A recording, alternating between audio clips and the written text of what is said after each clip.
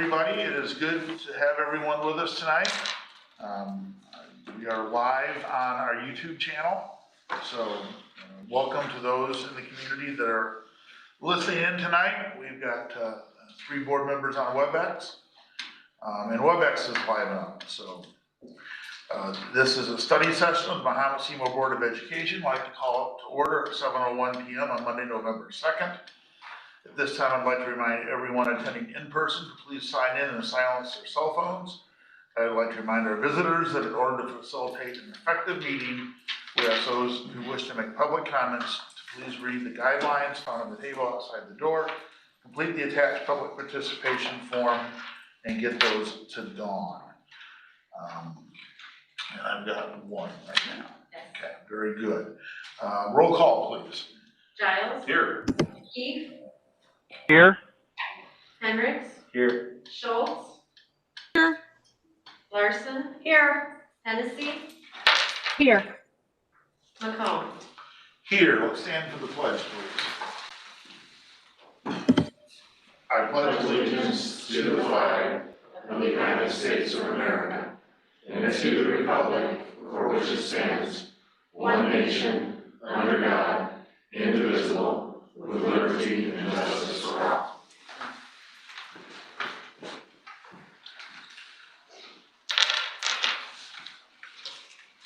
Okay, board members, you've had a chance to look at the agenda.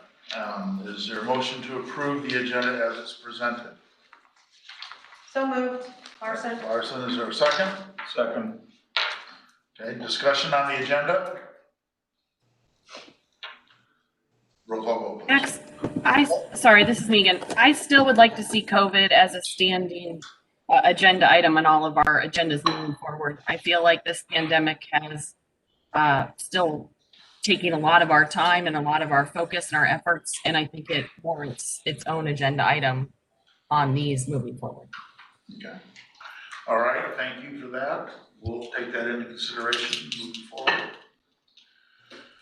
Can we have a vote on the agenda, please? Larson. Yes. Hendricks. Yes. Giles. Yes. Hennessy. Yes. Keith. Yes. Schultz. Yes. McComb. Yes. Tonight, before we start, I wanted to say just a word, and our thoughts go out to the Mount Zion School District.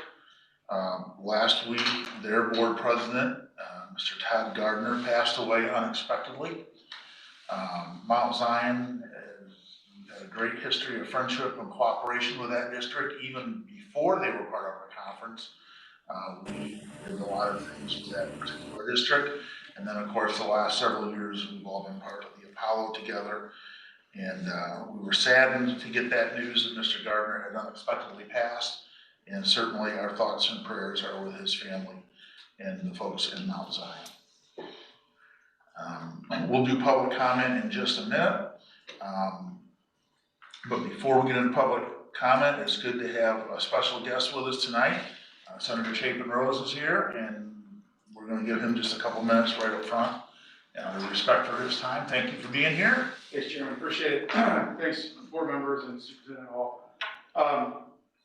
So I have followed from a 5,000-foot view some of the interactions between the village and the school board over the last several months and year.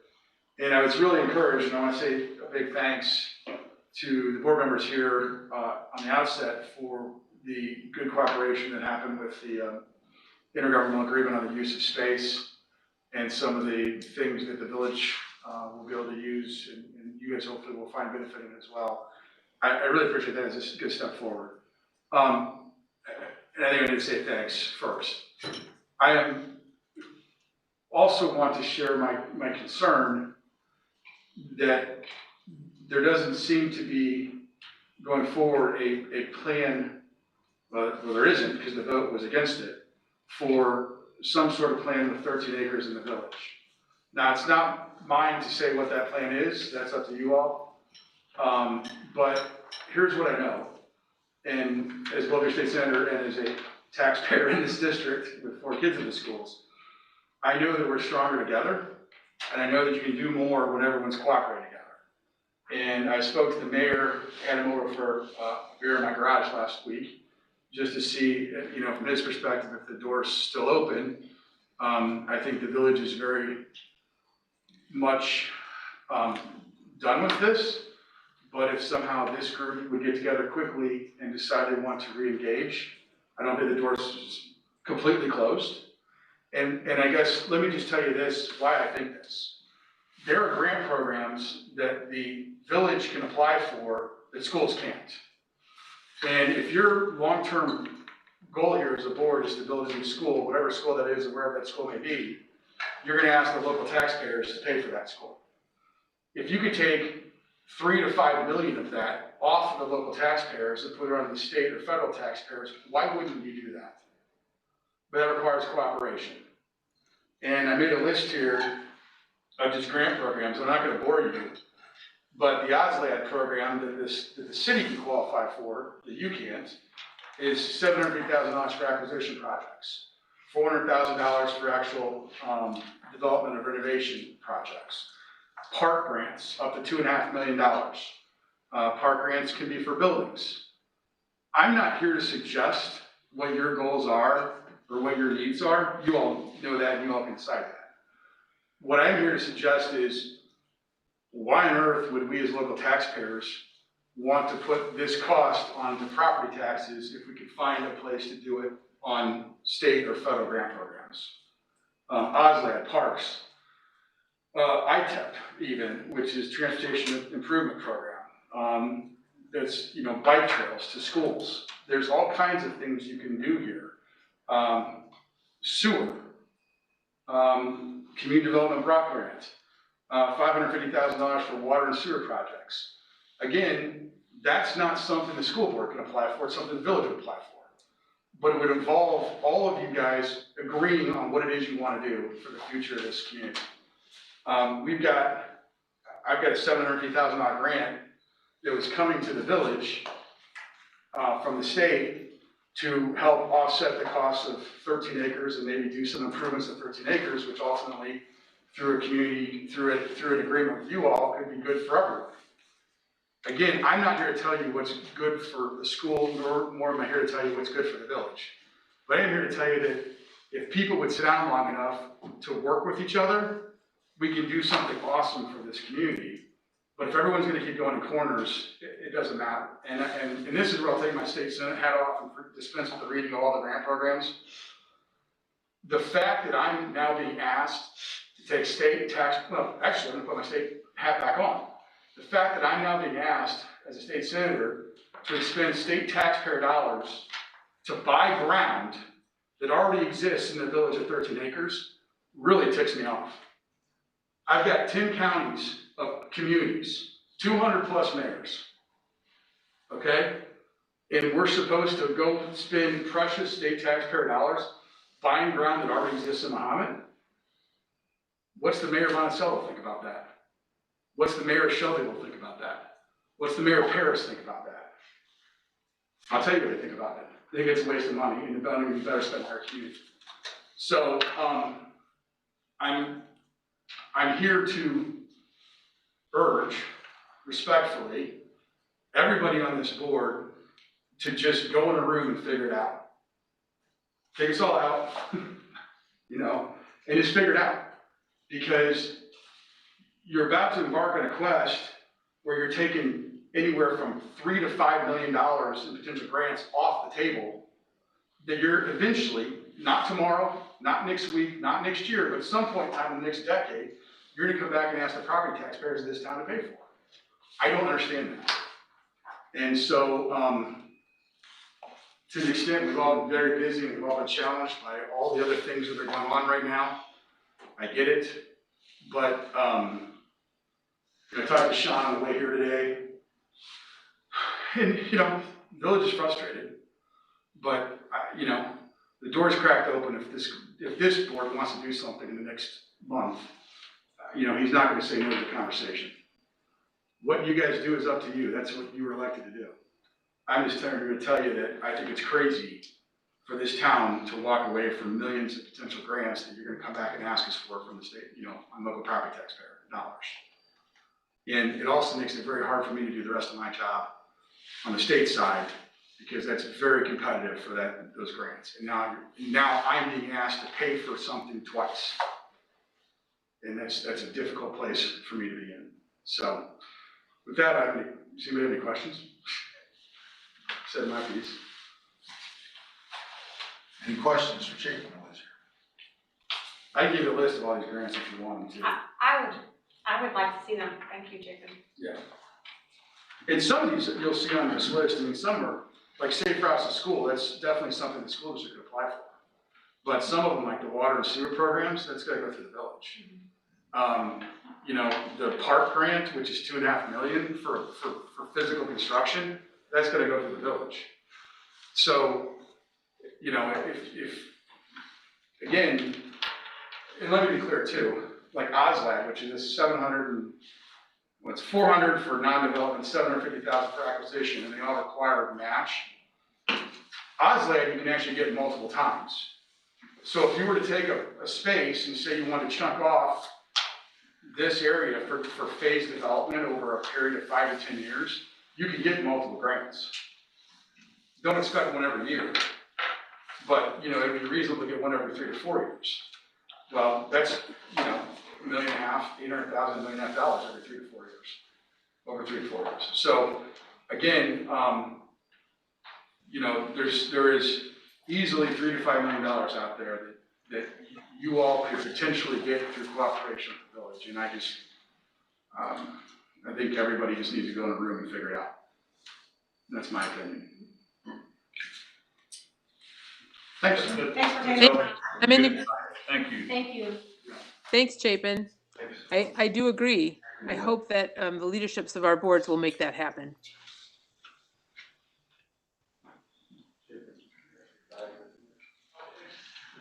All right, public comment. We have one member of the public who's asked to speak, and that is Christina Heimball. Christina? And you've got up to 5 minutes if you need that. Okay. My name is Christina Heimbach. I am a staff member at the junior high school. I have 2 in-person students in the district who, as far as I know, they're healthy, so they can do the in-person. When Dr. Hall came back to Mahomet-Seymour as superintendent, she spoke to the staff about all of the students in our district were our students. This really stuck with me. All of these kids are our students. It still appalls me how swiftly and easily you wanted to hand off some of our students to an outsourced company. These are our students. These students would not have been able to get any help from Mahomet-Seymour teachers. Why are they so easily thrown by the wayside? People move to this district because of our schools and because of our teachers. It frightens me that you were going to give them away so easily.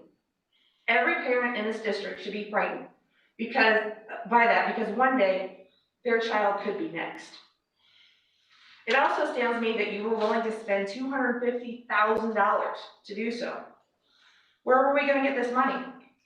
As far as I know, we don't have a stockpile of funds lying around. So we, the taxpayers, would have had to foot the bill.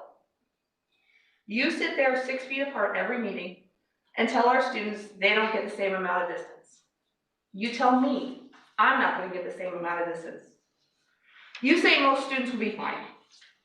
But we don't just have most students. We have all students. Our students come in different shapes, sizes, colors, abilities, and medical conditions. You are responsible for protecting all of our students. When you decided to have all in-person learners return in January, you are telling students with underlying conditions that they're not worth the effort to keep them safe. You're telling them to stay home.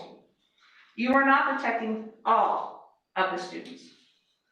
You're also neglecting to tell parents that there will be absolutely no social distancing. Right now, there is not 6 feet of social distancing in the hallways. How do I know? I walk the hallways with these students every day. When all in-person students return, students will be shoulder to shoulder in the hallways. Parents deserve to know this. Parents also deserve to know how close their children will be in the classroom.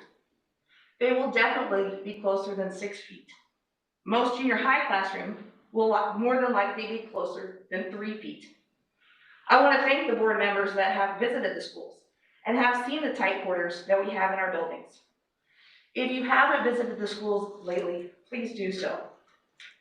Earlier this year, some board members said that most kids will be fine if they have 3 feet of social distancing. We're not even going to have 3 feet. What do you say to that? Do you think most kids will be safe with that? Do you think all kids will be safe? You're essentially saying that all of our students don't matter. You use the DF list to justify throwing all the students back into the COVID crockpot. But did you know that the schools are working on this? The junior high has set up a study hall in the morning for struggling students. The teachers are more than willing to go to the gym and help out these students. Unfortunately, this was only set up a week or two before the end of the first quarter, so their grades didn't go up much, but we're working on it. You've said that COVID-19 isn't going away anytime soon, so we need to learn to live with it. What do you think we're doing right now? We're doing that. What you meant was that it wasn't going away, so we should just go back to normal anyway. Well, guess what? The pandemic isn't over just because we're over it. Even when we return to full in-person, school will not be normal. You need to listen to the teachers, keep the hybrid instruction, and keep all of our students safe. Thank you. Thank you, Christina. Christina.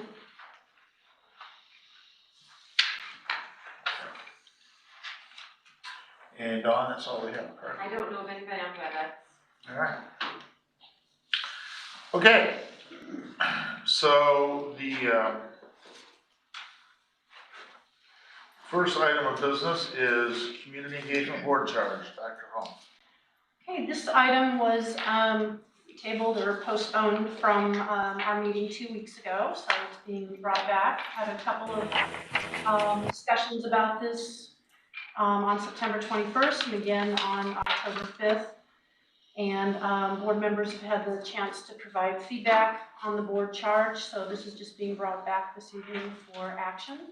I do want to point out that on the document that the charge from the board for the community engagement, per suggestion from Mr. Giles, we did include item number 5, which says involve the community in planning for the future of the Mahomet-Seymour community schools, which may include options to build in ways that require a tax referendum. And I think the feeling behind that was just to be very specific and very upfront with one of the pathways that this community engagement initiative could go. So we have Rod Wright here from Creative Entourage to answer any additional questions. So I will refer to the board and recommend that this be approved so we can move ahead. Rod, how are you? Good.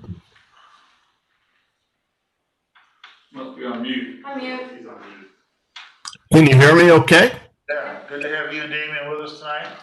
Does anyone have any questions for Rod or Damien? Or comments in general?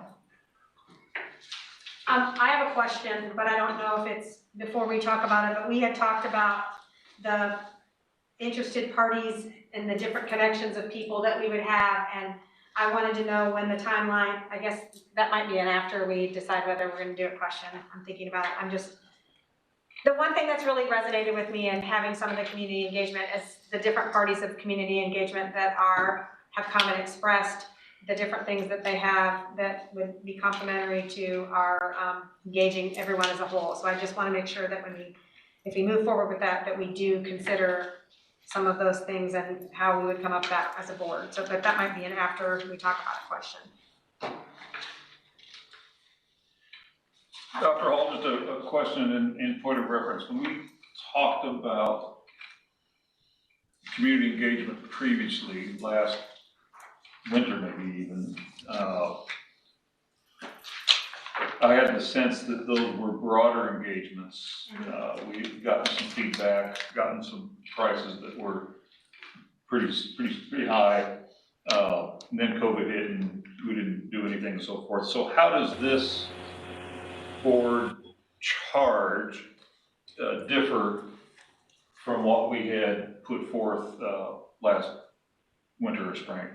Great question. So what's in front of the board this evening for potential approval is really much more specific than the request for proposals that we put out actually on February 7th of 2020. Seems like a lot longer ago than that. So this has been very much more kind of narrowly focused and funneled down to focus on a long-term facilities plan with some very specific deliverables and you know, a roadmap, if you will, to guide us through the formation of a long-term facilities plan, you know, focusing on the ultimate, I guess, end game of potential referendum. The RFP that we had put out previously was much more general, broad in nature, and we did get back 2 proposals. We actually received those. The due date was March 9th.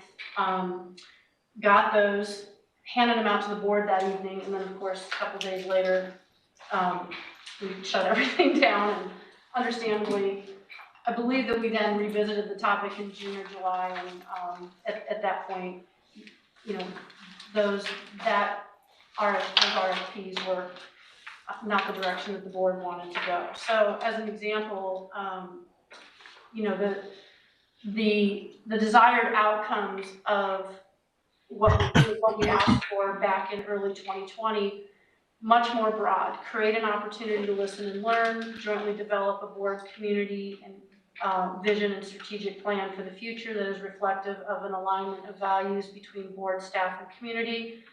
Coordination of resources for a strategic plan, a process to support Board of Education and community interaction that ensures diverse voices are heard, and an assessment of expectations from stakeholders, as well as learning about possible areas of improvement and areas of strength.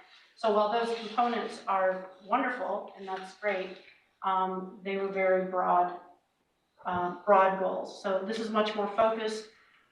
We got a proposal, 2 proposals. One had a price tag of $69,700, and the other one was $56,250. And so that's the background on that. Thank you.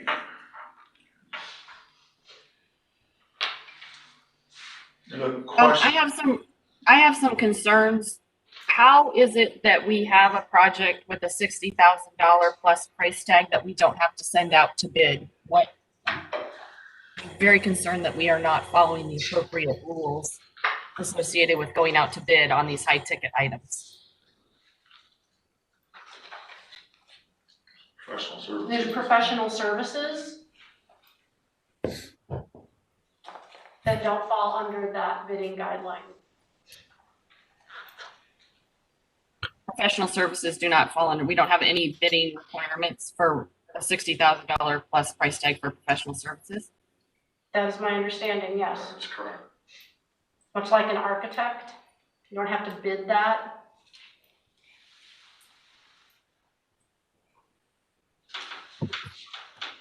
And if I can add to that, just in terms of the pricing, when we bid on the RFP that went out earlier in the year, our submission, and I'm assuming no one else's submission, included any of the architectural work. And we, in fact, if I remember right, had put in our response that in addition to paying our firm for doing the community engagement and communications work, that the district would have to retain the services of an architect or use their existing architect to provide a lot of the information needed for the program, kind of the data that the community participants would process.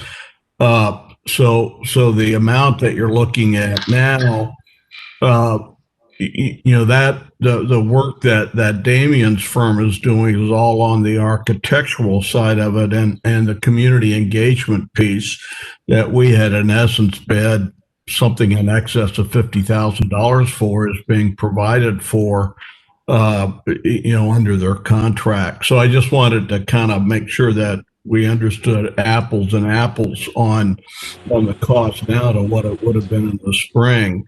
Again, in addition to, if our bid or somebody else's had been accepted, you still would have been looking at, paying some amount of money for the support that would come from the architectural services. If that's clear. But this has a $60,000 price tag that does include architectural services, correct? Correct. This is an all-in, and actually the way that it's been outlined is for us to keep track of the time. We've estimated that kind of all-in efforts, if you will. But yeah, and back to what Max and Lindsay had referenced, professional services are actually cannot legally be bid in the state of Illinois. They fall outside of that in procurement laws. Did she say something else? I didn't hear. Megan, did you say something else? I didn't hear you. I saw your mouth move, but I didn't hear you. I just said, okay, thanks. Okay, sorry. I do have just some general concerns. I feel like there's a pattern going on here with the board that kind of removes the board from what I would consider board work. We've passed some resolutions over the last few months that give the superintendent the authority to make most of the decisions moving forward with respect to school plans and planning. We just voted to give Max and Lindsay and our attorneys complete control and authority over discussions with the village regarding Conway Farms, although I don't believe that actually passed because it didn't have a 2/3 majority, but that's still to be discussed later.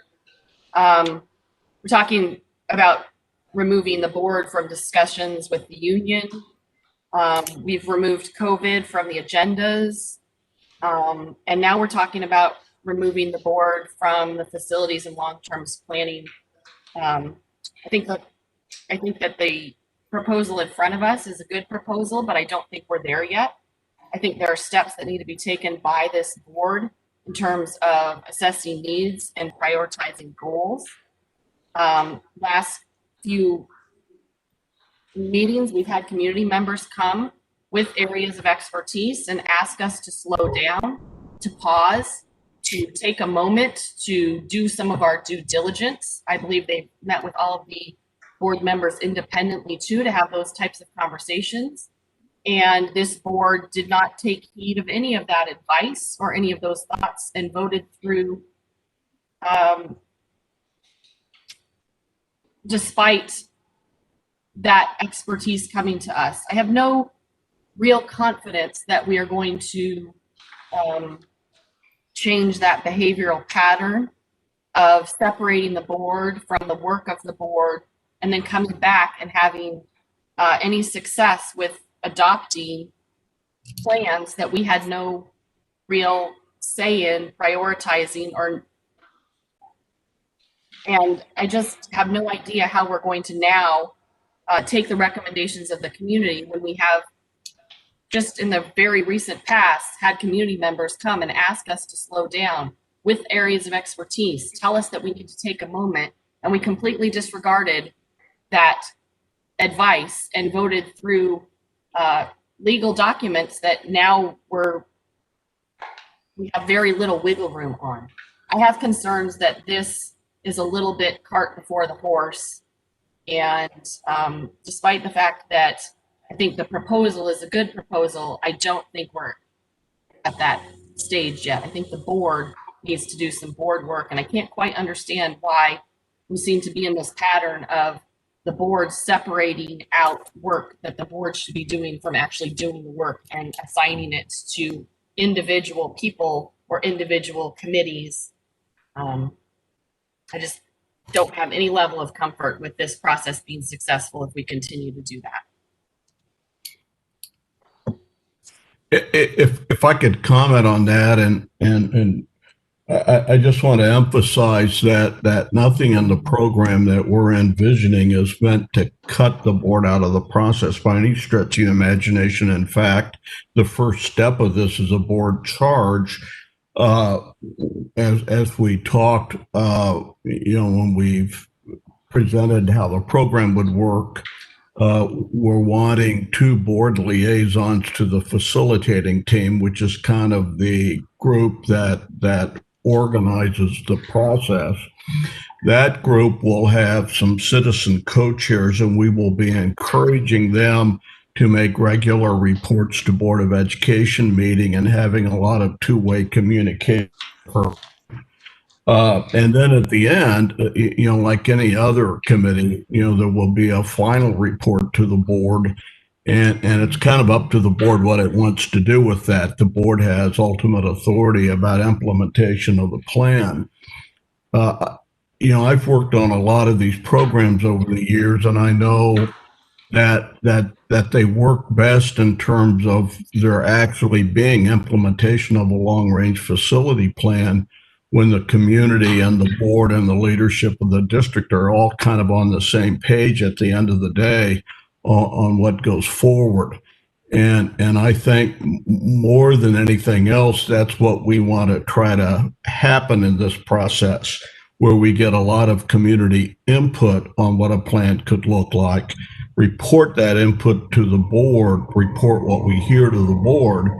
But at the end of the day, as I said, kind of make sure that we're all aligned on kind of what's the best way to move forward on a facility improvement plan. Can I guarantee that's going to happen? Of course not, but we've had a lot of experience doing programs where that is the outcome.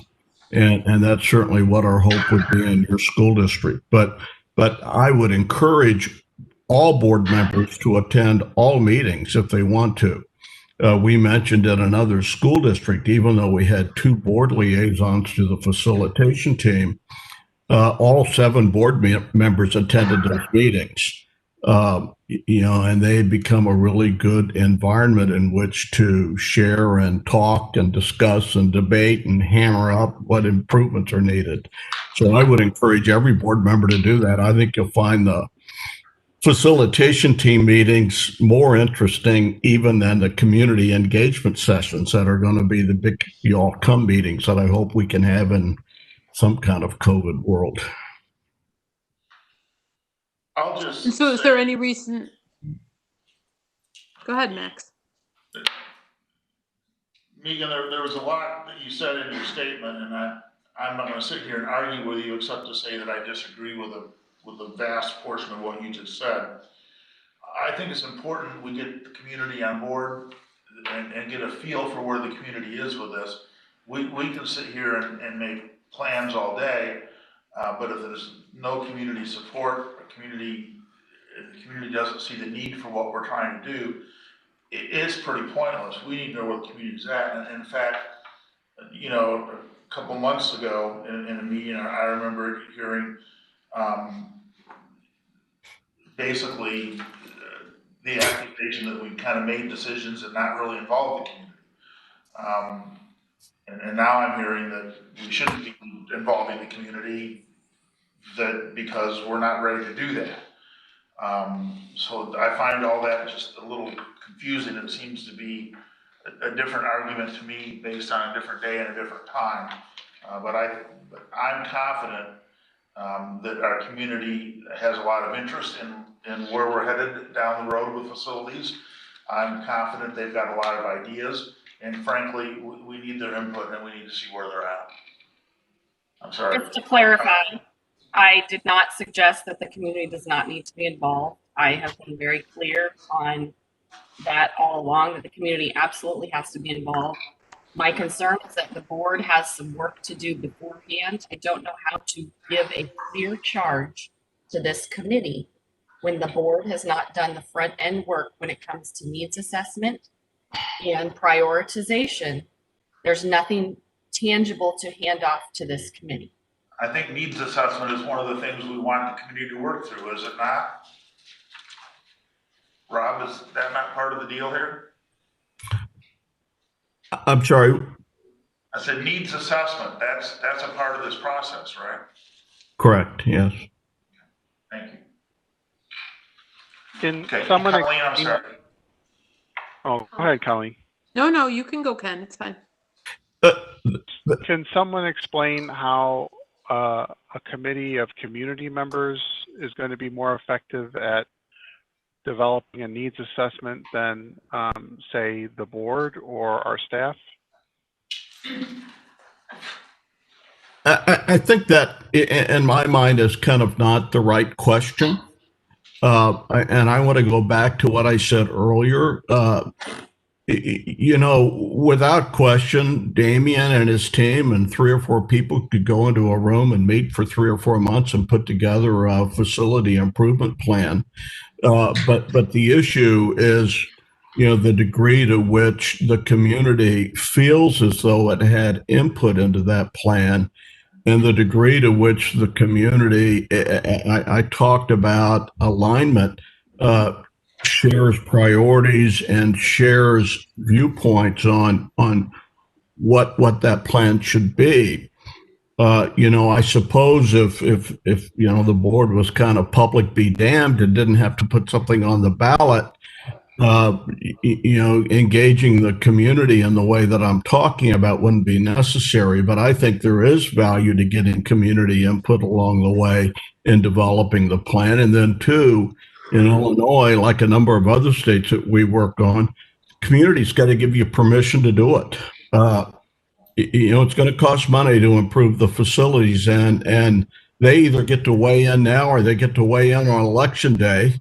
And my experience has been it's better to let them weigh in before election day and make sure that, as I talked earlier, that alignment exists. So that's kind of the idea behind the program, where we get input from a lot of different directions, and then at the end of the game, reach some kind of consensus throughout the district on what that plan should look like. So I'm talking about the needs assessment, and I consider that to be distinct from the actual facilities plan. So I want to make sure that we're not combining those accidentally.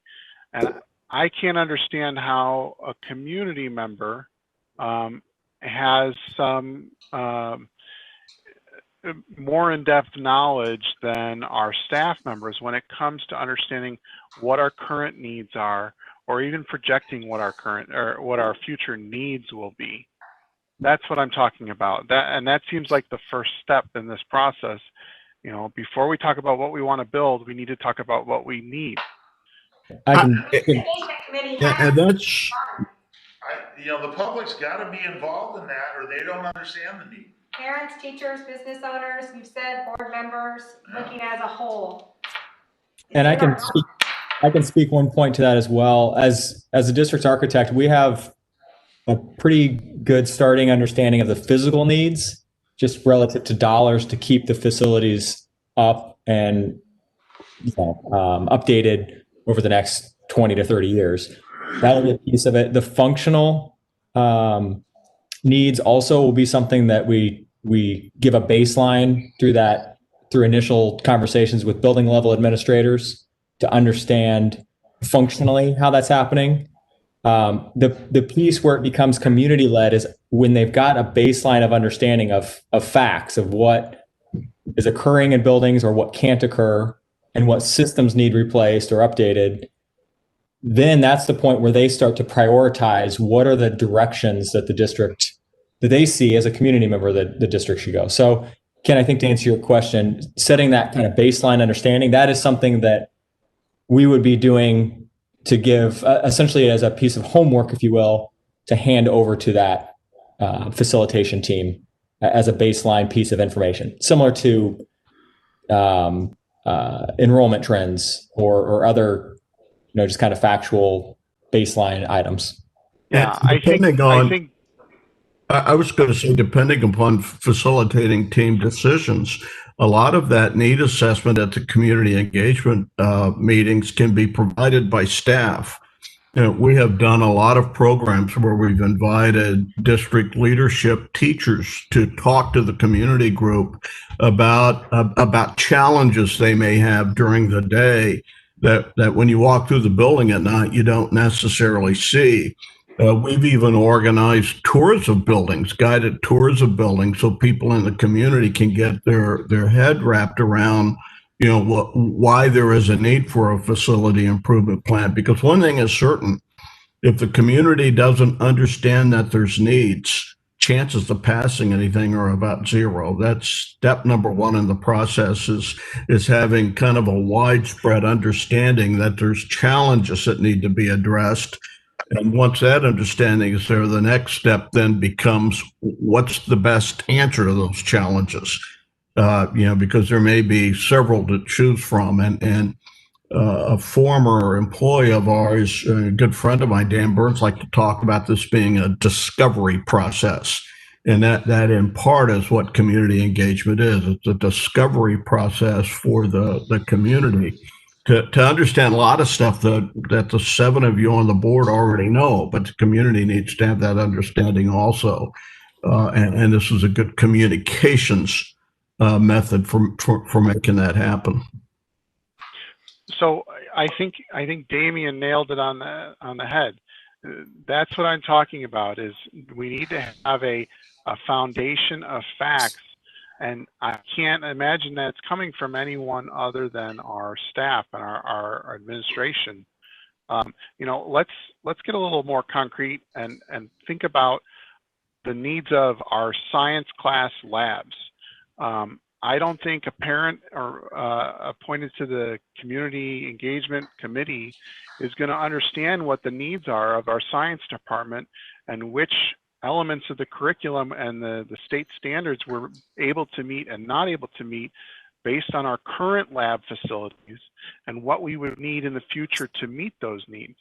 I think that's what I'm talking about, is developing that foundation of facts, what data we have about what we need, and then we get the community engaged when we get to the part where we talk about prioritizing which solutions to those needs we want to pursue first.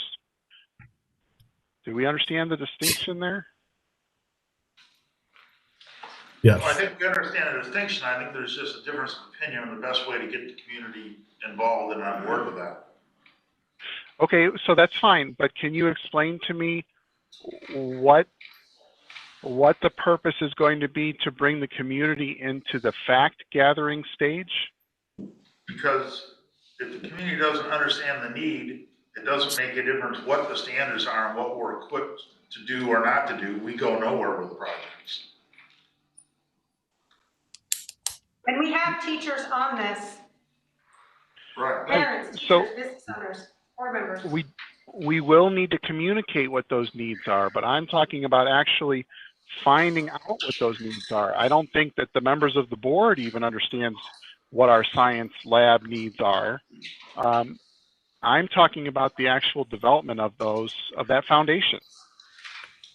Yeah, and if I understand what you're saying, I agree with you, and it's Damien and his team's responsibility to both do a physical assessment of the facilities, but also work with staff and understand the functional needs that may be in the building, and put that together in a presentation that would be made at community engagement meetings. It's just the first example that popped into my head, but that's what happened in Richland County Community Unit School District number 1. There was an entire evening about the functional needs in the facilities, and that presentation was made both by the BLDD architects in terms of kind of best practices in education now, but it also included the instructional staff that got at some of the issues that you're talking about. Maybe some of the challenges with science labs, elementary rooms that are not well geared for small group instruction. That's kind of Damien's job, to put that information together so it can be presented, at the community engagement session, so people can kind of hear the challenges, discuss them, learn about them, and then begin giving us input on what, on their feelings about those things. So that's kind of how the engagement sessions work. At every meeting, people will learn something. It's our job and the facilitating's job to package that and put it together so they get some smart information. And then they decide something based on what they've heard that night. Not a whole lot different than how a classroom operates. There's information presented, people talk about it, and then we get feedback from it. Yeah, that seems very intuitive to me. Thank you. Colleen, Yes. you wanted to say something. You wanted to say something and you've got your turn. Thanks. So I've asked this last time and I would just like to ask again and see if we can make some decisions about it. First of all, I feel as though it might be a good idea to allow any board member who wishes to be on the facility committee to be on the facility committee, not to limit that number. If board members want to participate, it seems like that's only will benefit the process. And second of all, I am still not clear. I mean, I understand the explanation that we've heard, but how the committee is going to be chosen. I know that we always say it will just be natural how that's going to happen. But in order, I would like more clarification and a decision. Well, a couple of points. And this was entirely not our decision. I can just tell you what we've done in the past. We have had two formal appointments, and so board members to the facilitating team, and we've done it with two in part because of open meeting laws. And so it's a meeting that you don't have to, if a majority of board members is on that team, I guess theoretically some kind of action could be taken. I don't know. I'm not a lawyer, but we've limited it to for that reason. Now, having said that, these meetings have always been open to the public, and anybody that can attend that wants to. In Geneseo, I mentioned earlier, I didn't mention the name, all board members attended. They didn't sit at the table at the very beginning, but these meetings are very collaborative in nature. And the only caution about having a lot of board members there, you don't want the participants to think that the board's going to run this and that their participation is not important. But after they've had the first couple of meetings and kind of get a head of steam up, in terms of what their job is, that becomes less of an issue. I said earlier, the more we're all talking to one another, the better this works. What we have done in the past in terms of who gets on the group is get names from everyone, board members, principals, people in the community that know people, city manager or village manager. I mean, collect a lot of names of people that would be good on a group like that. And then, ask the superintendent to put together 5 or 6 people, even more, that sit around a table and kind of go over that. And we would be part of that. Some names are mentioned so often, they just kind of jump to the top. And other times you need to do some thinking about, let's assume I'm just making this up, 3 towns in the community, and we don't have anybody from town B, and we may want to get some geographic diversity, or we may have some population group that doesn't seem to be on the team.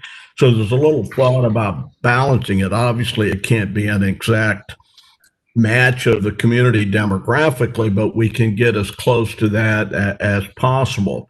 You don't want 10 members of the Chamber of Commerce, for example. A couple of people from the chamber would be good to kind of represent that group.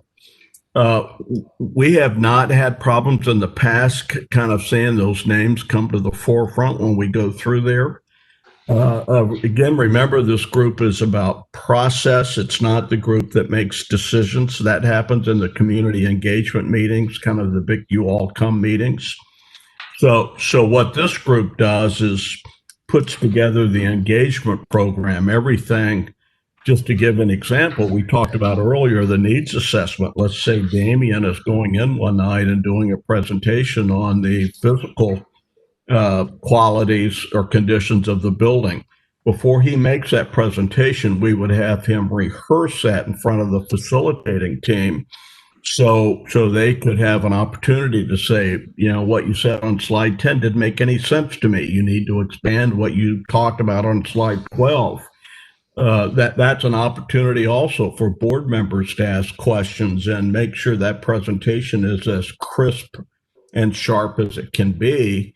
And then after that, we'll work with the facilitating team and putting together a work activity for people, to work on after the presentation, and to help us with communications. My point is that group doesn't make decisions about the outcome of the facility plan. That happens, the product, if you will, happens at the engagement meetings.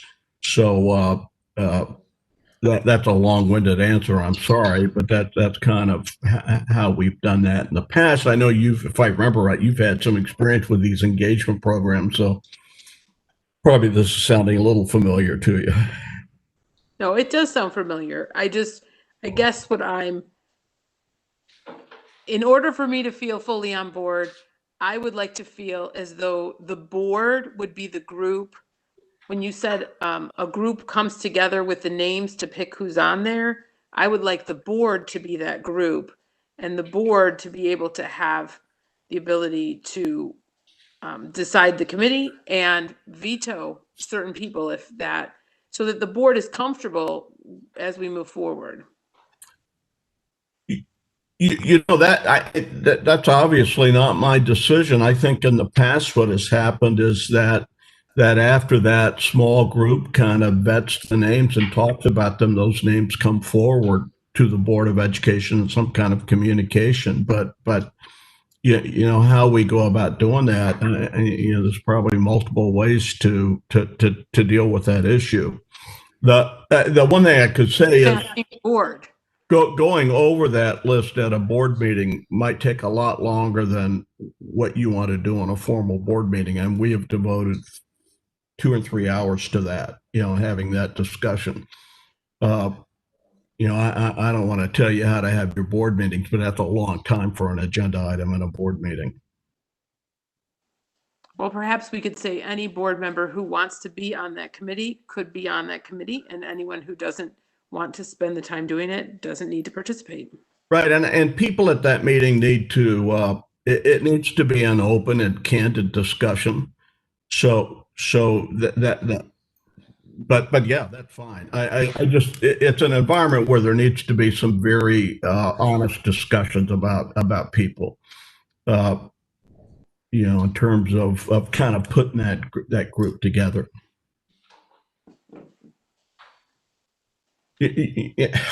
I can just give you a simple example of that. In one community, one of the names on there was someone that had a history of being very disruptive in meetings, and that was important to hear when we were making selections, because this group needs to be a working group. We're going to have a very tight agenda. One of the things that we're going to tell this group is every meeting's going to run 2 hours. After 2 hours, we're done, whether we're done or not. So it's a real work group in terms of getting, it's not a debating society, if you will. I mean, the facilitation team, it's a real work group. Every meeting's going to have identifiable goals and an agenda to achieve. So we need to be kind of, we got to roll up our sleeves and work at these meetings. That's the point I'm trying to make.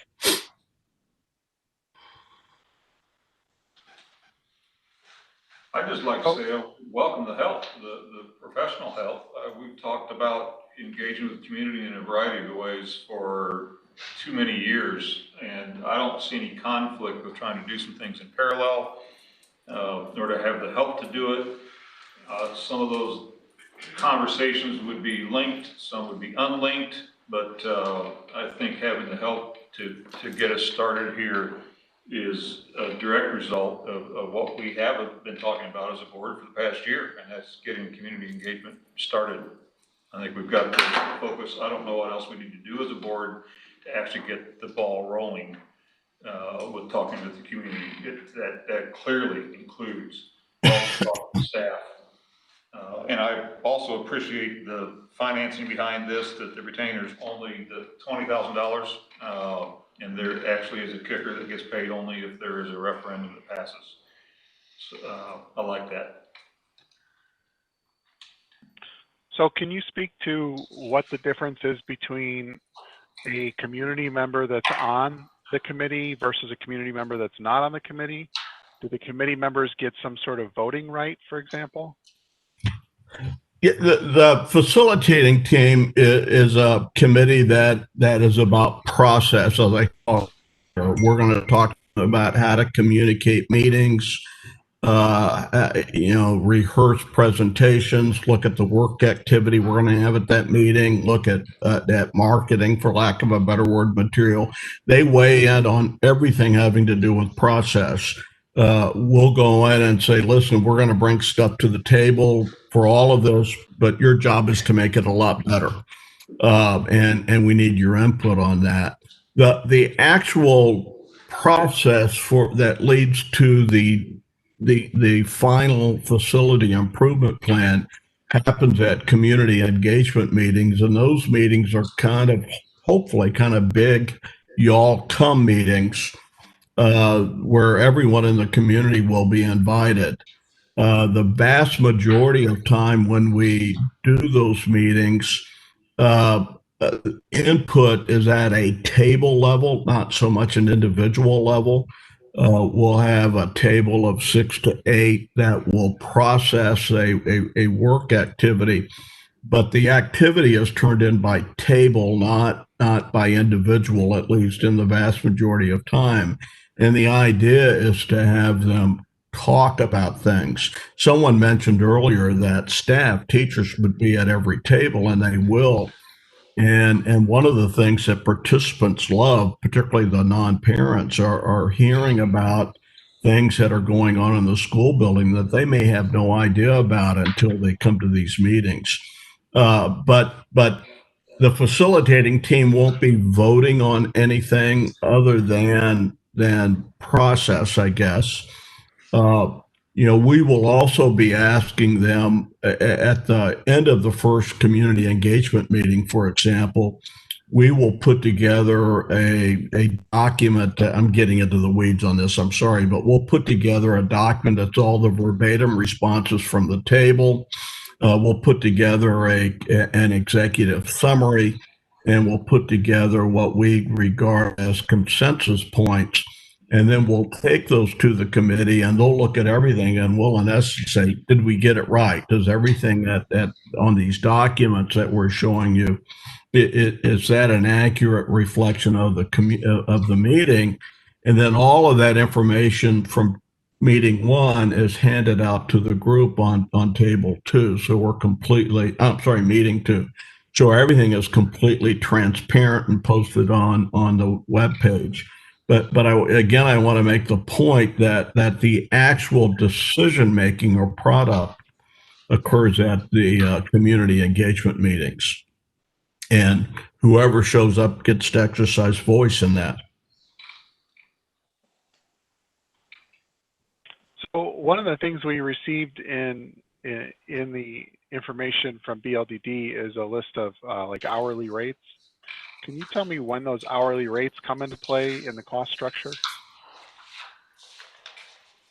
Yeah, so relative to the BLDD time, facility needs assessment, creation of drawings, you'll see in the proposal, that's what we outline our work. So Rod's work is all inclusive, whatever time, efforts, are covered in there. Those rates come into play when we're creating solutions that have been requested, creating information for the meetings, creating presentations, presenting, those types of things. Oh, I see. So that's the distinction there, is depending on whether it's coming from the creative entourage side, that's included in the $20,000 retainer. And then, Yes, yeah, creative entourage is covered under no matter how much or little of BLD services you utilize. The efforts of creative entourage will carry through. And to be honest, for most of the presentation type work and creation and collating of information and kind of pulling that out of those meetings, they'll be doing most of that work. BLD will be there mainly for the facility specific or architecturally specific types of items. We have a retainer with BLDD, and we're supposed to be tracking hours against it, but when we go over, I just make them take me to lunch, so it all works out. It's been really inexpensive recently without being able to go to too many places for lunch. So Right. Unless you need a driver. Right.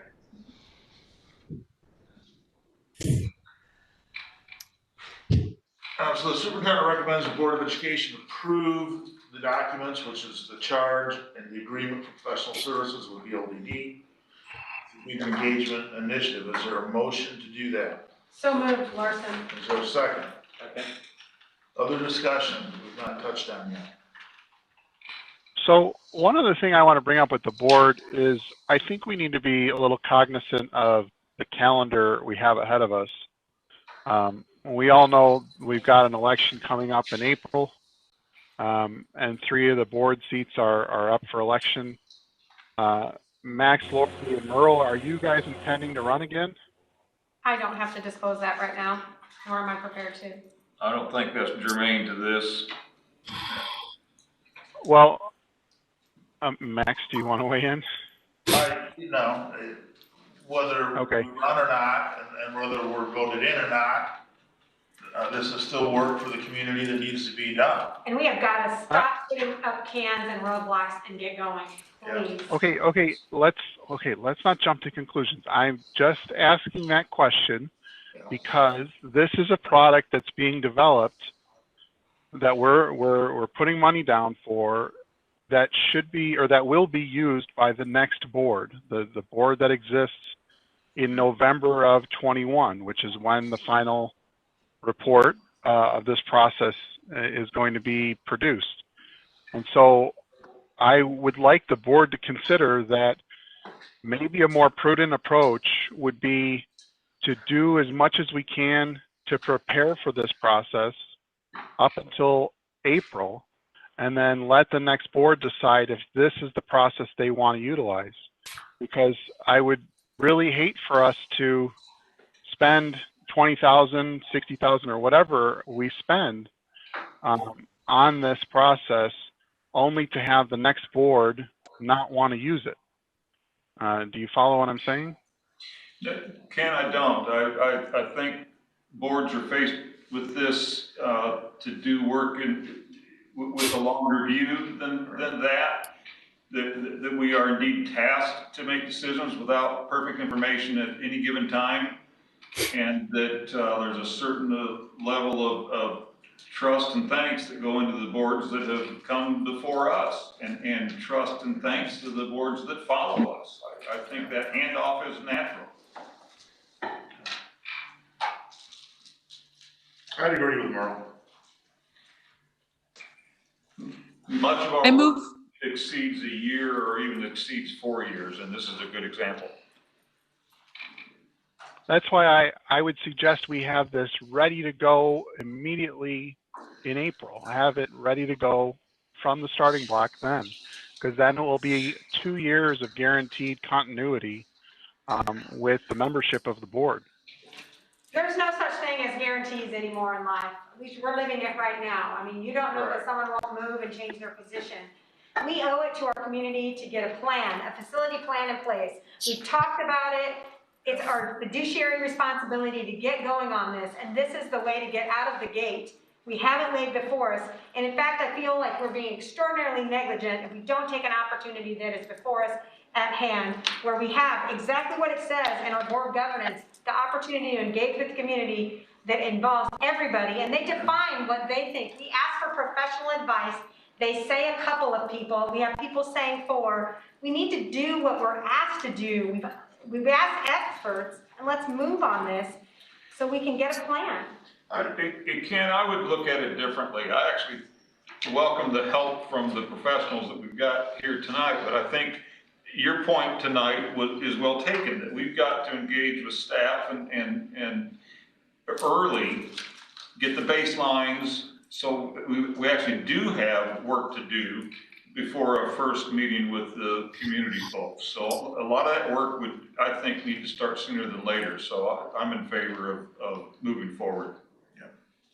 So I'm actually in favor of moving forward with those preliminaries that we talked about, the needs assessments and building that foundation of facts.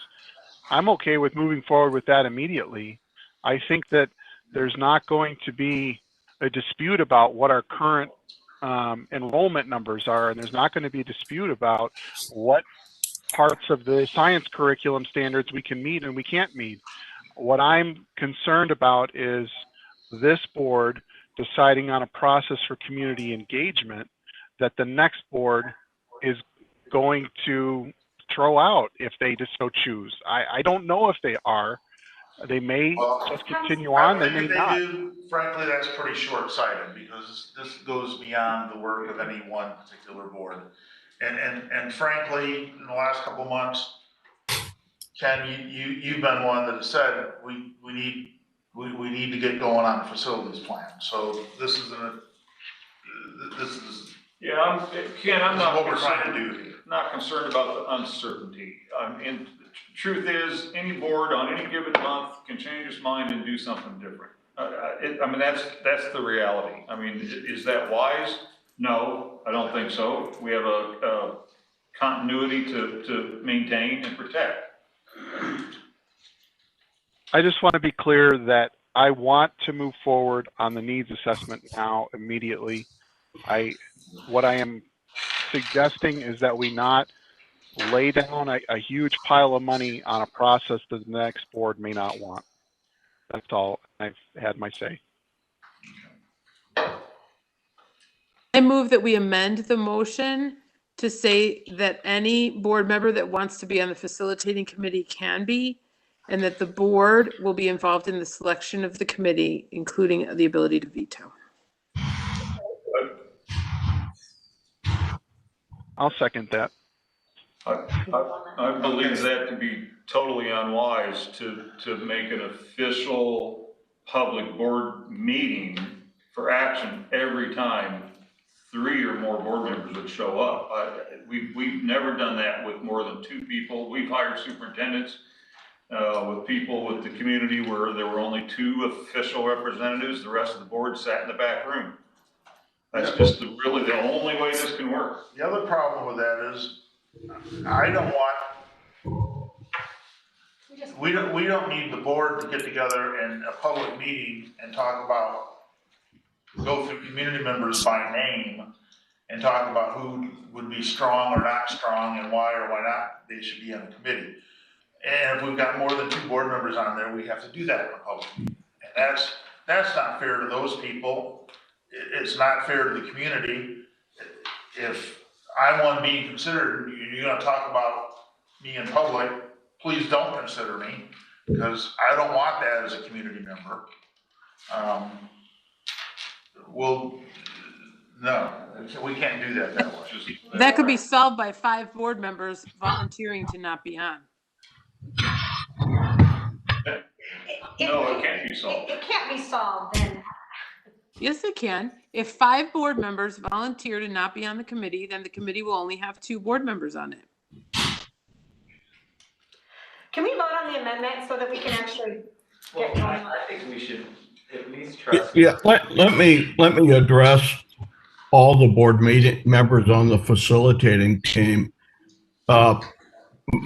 My sense of that is that it sends a really bad message to the community. If I'm invited to attend that meeting and all 7 board members are there, what that tells me is that no matter what we decide to do, the board's going to second guess and change it. That it's not creating, as you are in the charge, a process and creating the facilitating team to implement that process. as I said earlier, I see absolutely nothing wrong with all board members attending the meeting, but I think, I think having two formal liaisons with others sort of in the audience and part of the discussion is much better communications to the community about this process. How we pick those people that are on the facilitating team is a different issue. And again, I would hope that there's a lot of communication among all of us to make that decision. But I think if I'm a community member and a volunteer and I'm showing up for this meeting and all 7 board members are part of this process, I'm going to be a lot less inclined to participate than otherwise. We have kind of recommended having 2 board liaisons for a lot of good reasons. And a lot of the good reasons come from mistakes that we have made over the years. Virtually everything I know about this is because we screwed it up at some point in time and tried to fix it and make it better the next time. So that's the best professional advice I can give you is that we need to all talk to one another, but we need to, at least for people that come to that first meeting, we need to pay attention to optics and what we're communicating. Jeremy? I was just gonna say, I think we need to be more trusting of our community members to work through this process intelligently and thoughtfully without influence from the board. I know from my perspective, if I were being asked to lead this, I would want to know that the board trusts me to do that without having some overt or covert influence on it. All right, so what was the amendment? Amend the motion that any board member who wants to be on the committee can be, and that the board will be a part of the group to decide who is on the committee. Right. Colleen, does that sound right? It does. Okay, so this is the amendment that we're voting on, not the main motion. Sorry. Hendricks, No. Hennessy, Yes. Schultz, Yes. Larson, No, thank you. Giles, No. Keith, Yes. Keith, I vote yes. McComb. No. So the amendment fails. Now we're back to the original motion. Is there any more discussion on the original motion? We have a vote on the motion, please. Hennessy, Vote present. Schultz. Present. I'm sorry, I can't hear you, Colleen. Present. Keith, No. Giles, Yes. Hendricks, Yes. Larson, Yes. McComb. Yes, and the motion carries. Resolutions for delegate assembly, Dr. Hall. Okay, so the delegates. Hang on, guys, thank you for being here tonight. Robin. Thank you for having me. I enjoyed it, and I hope this is going to work really well for everyone. Okay. Look Thanks, forward to everyone. Discussion. Thanks, Damian. Thanks, Thank you, Bob. guys. Sorry to cut you off. All right. You can thank them. Yes, absolutely. Okay, Dr. Hall, delegate assembly.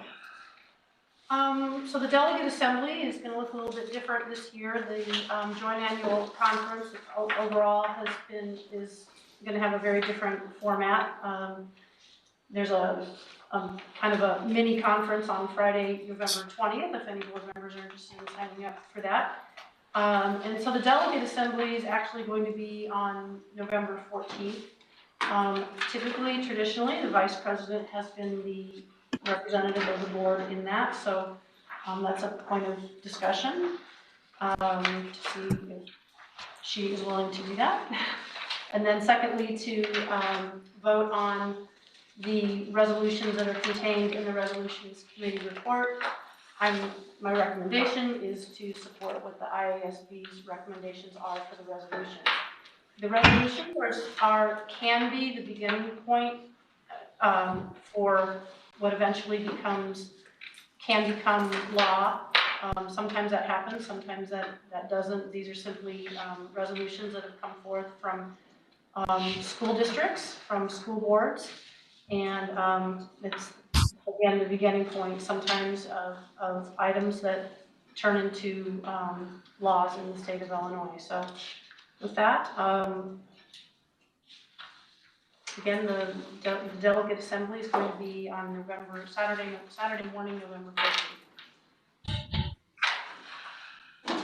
So first of all, I suppose let's talk about who the delegate is. Who was a delegate last year? I did it last year. Did you? I thought It was crazy last year. That was when they had guns in schools. typically it's the vice president. Are you gonna stick with that plan? The reason I asked, if we're gonna change anything, that person needs to be paying attention as we go through the rest of the discussion.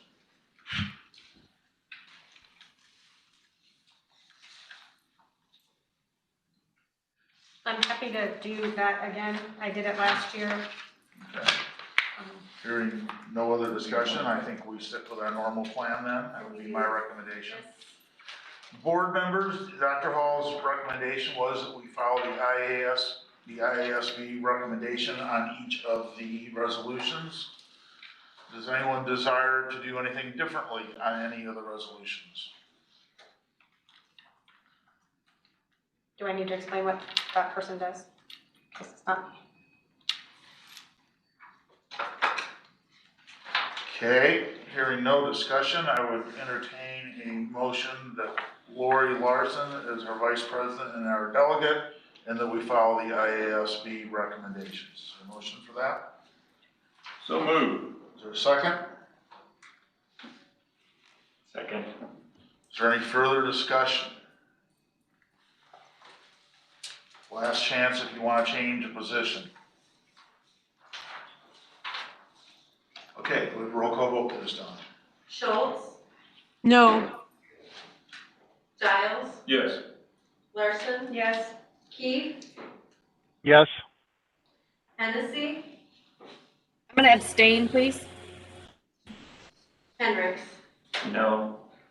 McComb. Yes. Do we have 4 yes votes? Yes. Okay, that carries. Okay, new business. Can you stop for just a second?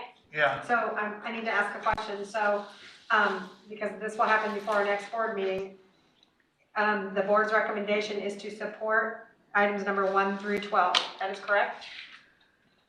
Because that's how it goes. You go before and they ask for district. Yep. So I just wanted to make sure, because last year we had several people come in and talk about guns in schools and stuff. So I just want to make sure that I represent our district properly. Sorry, I'm a little confused. I thought it was to follow the resolution committee's recommendation. That's what I saw too. I'm just making sure. Yeah. Okay, well, just so Since you we had people know, vote present and abstain when the information was in front of them, that got me confused, because I don't want to be called out in front of all my peers and have that happen. So I just want to make sure. So I will support items 1 through 12. Understood. No. wait, Lori, Sorry? Resolutions committee get recommendations. Right, okay. because Lori, for example, item number 1, the resolution committee does not recommend it. Okay. See, sorry, I was looking at the numbers. Last year we went through them. Yeah, we went through them in more detail. Last year when we did it, we went through them in order so that I knew. Yeah.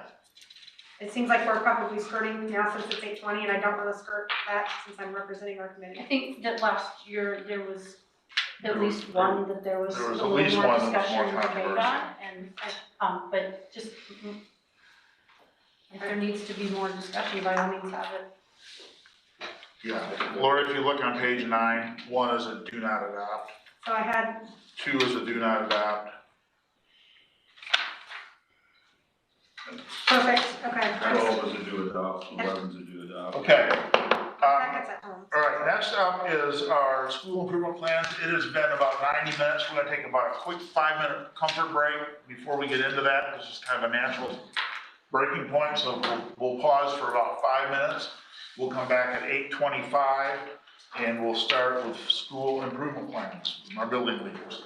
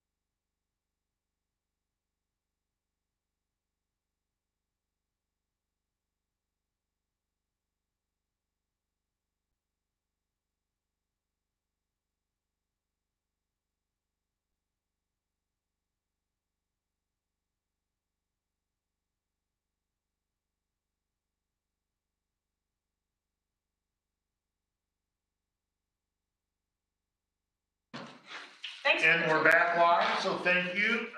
WebEx, Megan, Colleen, and Ken, are you there? Ken is here. Colleen's there. Okay. I'm Ken? here. Megan's here. Megan's there, I see Megan. All right. Very good. Well, at this time, we've got our principals with us to talk about school improvement plans.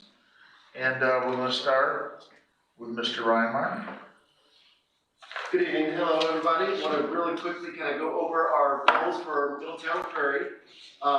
Just before we do that, I want to start and say the 4 principals get together on a regular basis and try to get on the same page vertically. And the overview at the beginning is it comes from all 4 of us.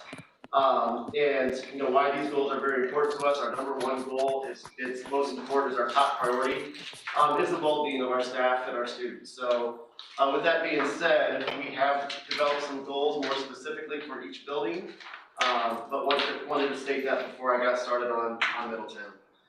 The process for Middletown Prairie, Mr. Day and I collaborated for our own personal goals. And as we were developing those, we really tried to keep our school as the main focus of what we want to improve on to also benefit our school. Through this process, we've developed a department chair committee, which has replaced our leadership team committee that we meet with on a weekly basis. We presented our overarching ideas with this committee and got feedback before making the actual school improvement plan, where we did bring back and get approval from the leadership team before pushing that out to staff. I'm gonna real quick go over those goals and then kind of conclude by saying what we're doing to try to attack those goals this year. First goal is to continue to build on the community and climate that we have built on last year. If you remember last year, our goal for number 1 was the same, where we had 26% of the 5 Essential Survey come across that our staff disagreed with the statement, "I usually look forward to working each day at this school." I'm very happy to say that we improved that number. It dropped down to 8% this past time going through the survey, which really shows me that our culture and climate is showing some gains. And I want to continue to build that, especially through the uncontrollable items we're dealing with the pandemic. The things that we can control, I want to make sure we still are controlling those by trying to support our staff and our students with our culture and climate. Goal number 2 is also something that we based off of the 5 Essential Survey data. 58% of the staff said that they have reported either 0, once, or twice to the statement gone over student assessment data with our teachers to make instructional decisions. I really relied on Mr. Day as his former position in Danville School District. He has 5 years as a data instructional facilitator. I really relied on him to lead us through some data discussions, and I'm using that as a personal goal as well to try to learn a little more on. So with discussion with the leadership team, we decided to make this a goal, and we are going to be reporting data throughout the year and trying to use some of the data that we have to make decisions based on our own personal students in our classrooms. Our third goal is a coordination goal with the district's initiative with diversity. We have a diversity and equity goal. I think this is very personal for me, as I also want to establish an environment not just for the staff and for the students, but for the families, that this is a safe place, and it does take inside all of the backgrounds culturally and with the relevance that we've had through town hall meetings. And getting some data through that is really trying to focus some of our attention with our Cultural Awareness Committee. We've had this committee for 3 years now. We really have done some really cool things here at Middletown Prairie, and we are taking the data from the collaboration with the University of Illinois and with Dr. Rummel's leadership to try to really focus that committee on what we can do at Middletown Prairie to make it more reflective of a place, an environment that we want Mahomet to represent, especially Middletown, where families are experiencing school for the first time. So those are our 3 goals. We're working together with 3 major committees to try to attack these goals, and that is with the leadership committee, with the responsive classroom committee, and also with our cultural awareness committee. So we are meeting on a regular basis to attack the goals that we have in front of you and just continue moving forward here at Middletown Prairie. So I will accept any questions you have. Brian, what did you say the name of the last committee was? I'm sorry, Leadership Committee, Sure, Leadership Committee, Responsive Classroom Committee, and then the Cultural Awareness, which is our diversity. Thank you. Yep. Sorry, it's hard to talk through the mask. I know. You're right. Ryan, just an observation, you've got some really good measurable goals in number 1 and 2. Mm-hmm. I understand 3 is much more difficult because it could be kind of fuzzy. Did you discuss how you could have measurements there? Yeah, so that's a phenomenal question, and we brought that up with our committees, that how do you measure, how do you put a SMART goal, put a timeline, say, we're diverse, we're equitable, we've hit that benchmark. I don't think you can, so that is going to be an ongoing goal. But we have put together a document that merges 4 major pieces of data that our committees, that Mr. Day and I put together to look at through our leadership committee. And 2 of those data are, one is a survey called the Castle Survey that Dr. Rummel is going to talk more about after our presentation, and also from the Dr. Tan, who led the discussions of the town hall meetings, have generated 2 very big pieces of data that fall into the category for our diversity team. We actually met today. For it's Damien. So we met today to talk about some of those data points that we can start attacking and put a goal on sheeting. Would it help just to even name what you just said, that you'd be using, you would introduce this and that for surveys, and maybe even if that's a baseline or something like that might be helpful to include. Yeah. Because you clearly thought it through. Sure. But the goal doesn't quite say that. Yeah, so in the document that I have created with my team, I do have a little bit more in detail that has that in there, that has the action items that goes with meeting some of those items. And to be quite honest with you, we're just kind of at the very beginning stages of dissecting the data received from the surveys.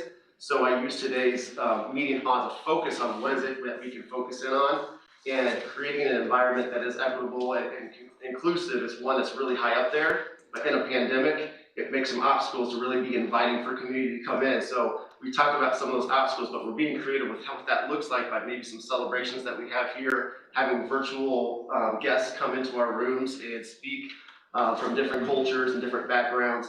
So we're starting some of those conversations to get into that. But I think what you're looking for, more of that data will come from the discussions that Dr. Rummel will have. That's kind of guiding our discussion. That's at the initial stages. From my perspective, an acceptable measurable goal is that we're going to dissect. Gotcha. Yep. And it's a tough topic, right? Because everybody. It is, but you clearly have something behind it. Glad to hear it. Thank you. Just a comment, goal 1, I appreciate your work on all the goals, but I really appreciate the improvement you've seen as far as the climate and culture. And I know that's taken a lot of effort, that's been very intentional on your part, and I just want to be on record that I myself, and I know all the board appreciates what you've done there. I appreciate it. And one action item for that goal is when we meet through the department chair, that leadership committee, the action item on that agenda is to check in with the department chairs on just the pulse of the community that we have here in our school. And we share something positive for that week, and then we have opportunities to say what's not going well. And to be real honest with you, everything that's not going well isn't controllable. It's all things that the pandemic is putting on us and causing stress, and everything within our control. I feel really, really good about where we are as a staff and as a community within the building. Yeah, thank you. Anything else for Mr. Martin?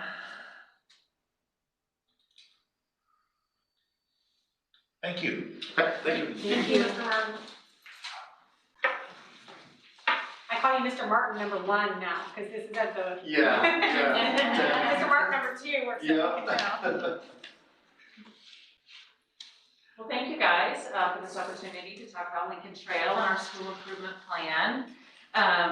This is a volunteer group or a committee that meets usually before, even sometimes before school starts, but this year, once school started, there was sort of a lot to unpack from last year's school improvement plan with the abrupt end to the school year, time that we didn't have with students.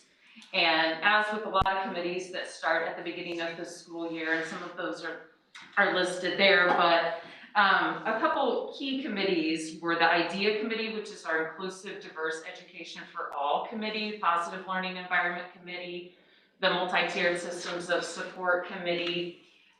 Similar conversations in all of them, and there was really just this strong feeling that from our staff that there needed to be something that unified that work of all of those different committees.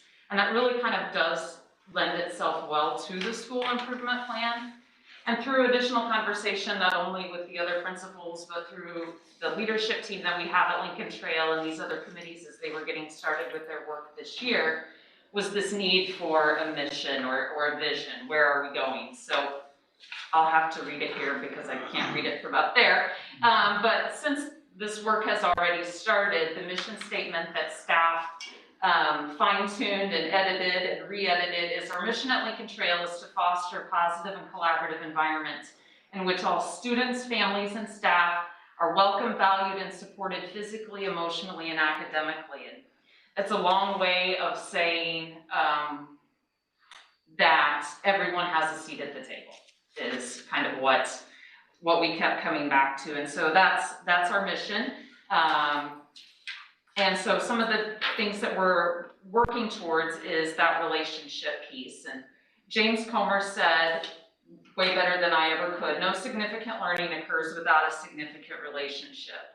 And so all of these committees work, and the work of our staff, especially in this very different school year, after a very different end to last school year, is this focus on relationships. And the second goal, it's sort of related because it's more focused on that relationship that staff have with each other. Looking at the 5 Essential survey that our staff took last year, 72% of staff indicated that they had not observed a colleague during the past school year. And so that, research shows that teachers watching other teachers is very crucial, and the benefit is huge for them as educators. And so we talked about what are some of the things that are getting in the way, and how can we, provide this opportunity for people, because I think there's a strong want to, it's just there's a lot of hurdles that get in the way. COVID certainly doesn't help. So we've been working on some different structures and things that we can put in place that will allow that collaboration to continue, and starting small and looking for places where we can provide those opportunities for staff. So those are our 2 goals, if anyone has any questions. Questions for Ms. Hunter? I love the opportunity to observe and gain. I mean, as educators, we're constantly learning, and I think it's exciting to see what other people are doing and get that perspective, and also have other people give insight to you when you do that. So that's awesome. I'm glad that the staff saw value in that. A place that's really easy for us, well, it's not really easy, but relatively speaking, easier to start is every classroom at Lincoln Trail starts the morning with a morning meeting. It's selfishly Mr. Martin and I, like he does too though, I know, like to go in and we lead those morning meetings so that teachers could then go and observe someone else's morning meeting. It allows he and I to have an experience with students that we don't have necessarily, from that office. It allows us to see them in a different learning environment, and again, build that relationship that we wouldn't necessarily have just seeing them in that office type situation. So we've had some morning meetings already, even some for our remote students. So that was a test of my technology skills, to say the least.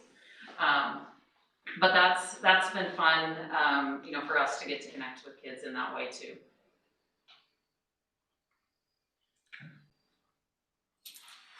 Other questions or comments for the Lincoln Trail goals?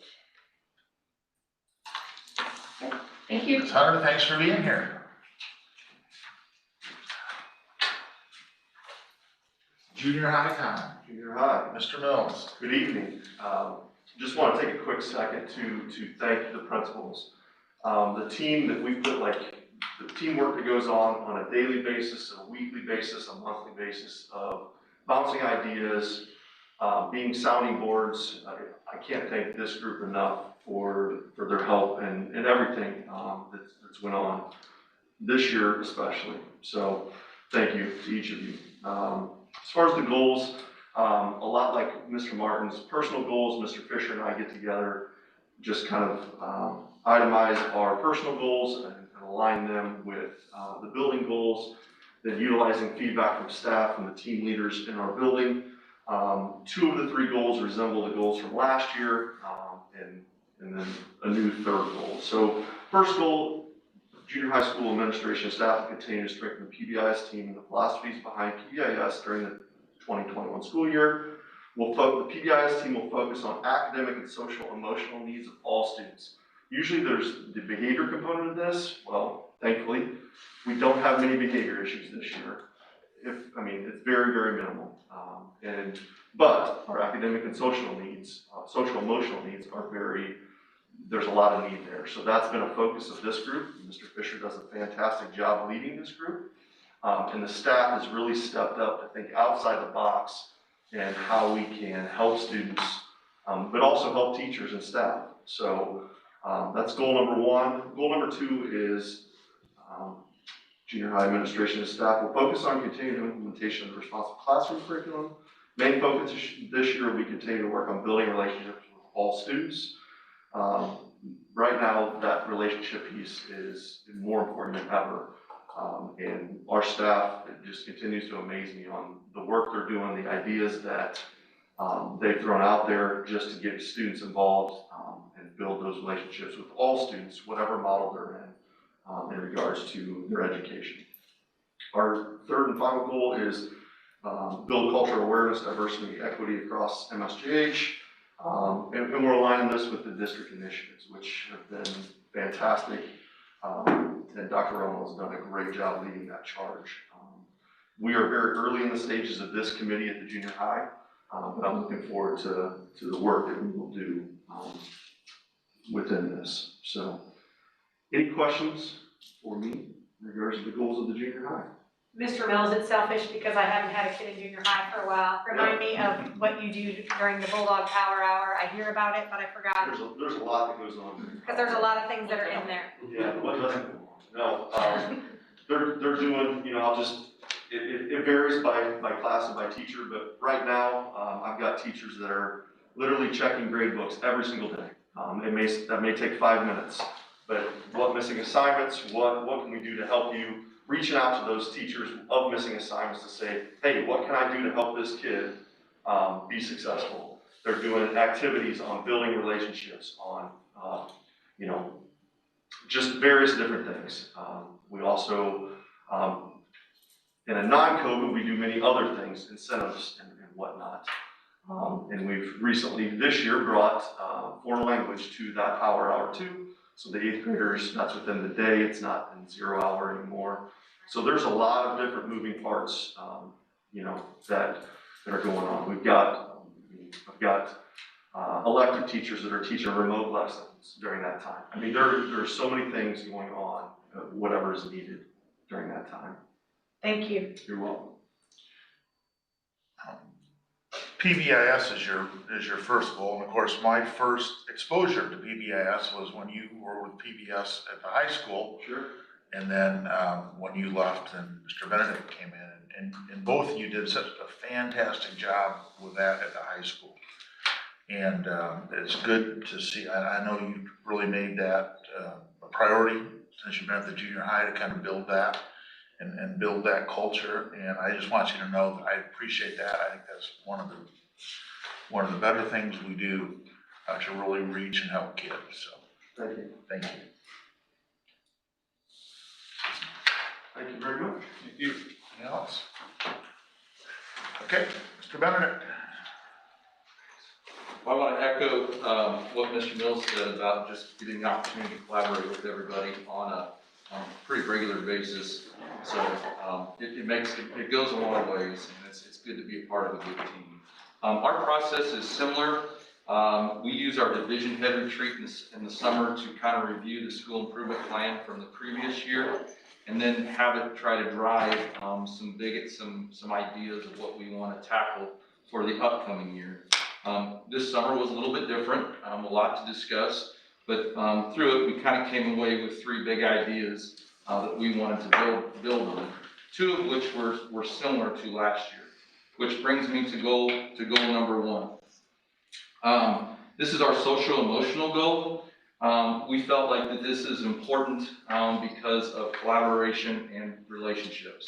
You've heard a theme of relationships tonight from the other buildings, and it's no different at the high school. That collaborative environment is key, and that starts with relationships. Some things that we've done to improve that is we have started working with Dr. Tan on introducing the Stronger Teams curriculum into our advisory periods, and with that comes some pre and post test data that we can use with our students to kind of gain the progress that we're making there. Interesting, you're probably not surprised, but early pre-test, we haven't tested all the students yet, but stress management is the #1 thing our students are telling us right now. So that's been really good for us to get some immediate feedback through that curriculum. Restorative practices continues to be a huge piece in our building. We continue to grow with that. We've received a lot of training on that, and not only with staff and students, we're starting to see that take on a bigger and bigger role as teachers just get more comfortable with it and students get more comfortable with it. It becomes a little bit more accepted and a little more valuable in our building. So that would be goal number 1. Goal number 2 is our equity, inclusion, and diversity goal, and certainly with the events of this summer, that forced us to take a look at things through a little bit different lens and figure out, how can we improve and how can we and grow. A couple things that we've done is we've started a diversity team at the high school made up of staff. It was volunteer. We have 16 people that volunteered to be a part of that, and we're getting close to rolling out an event called Bulldog Voices that will be available for our students here by the end of November. We're getting ready to put the finishing touches on that. The other, again, I don't want to keep going back to restorative practices, but it's a framework in which we're having some valuable and meaningful conversations with our students about this. Merle, you brought up a great point because we spent a lot of time trying to figure out how we're going to measure whether we're successful there or not. And we've talked about doing a pre and post survey just to try to get some data points, but actually, as we've gone down the road of the Castle study that Dr. Rummel is going to talk about, I think it's, for our staff anyways, it's going to provide a framework of kind of where we're at, where we're going, and what it's going to look like. So we're hopeful that that's going to help take care of some of the data point, because you are correct, that's a challenge to measure right now in that area. Our third goal is our career readiness goal. We had a goal very similar last year to this. The reason for this goal is certainly, I think we want to continue to improve to give our students every opportunity that they can. I think we do a great job of getting our students certainly ready for college. We have a great track record on that. And it's not that our track record in career readiness is bad, but I think there's certainly room to grow there. And we want to make sure that we're providing multiple opportunities that maybe are different than your traditional or students that's going to college. One thing from a data point that we're doing is we've partnered with the local EFE, which is is through Parkland, and we're piloting a program called Zello. Zello is a program that collects data through if you're familiar with what career cruising used to do, if your kids have been through career cruising in advisory, Zello is a souped up version of career cruising. It can collect data, it lets our counselors know what programs or what careers our students might be interested in or what they're tailoring towards, and that might help us make some decisions about classes and programs moving forward. Dr. Rummel was able to apply and get a waiver for competency-based education. I think we presented on that at a board meeting last spring. We have a team that is working on that. Certainly with COVID, we're probably we've kind of slowed down that process. It is still there, we're still having conversations about moving forward with that. And then I think another thing important to note is enrollment in our ECCA program, which are the students that go to Parkland, is up significantly. That was a push that we made last year to make students more aware of the opportunities there, and we're double in what we were the previous year. So those are some of the things that are going on with our career readiness. Any questions? Mr. Benedict, are you saying Zello, like yellow? It's with an X, yes. X. Yes, Zello.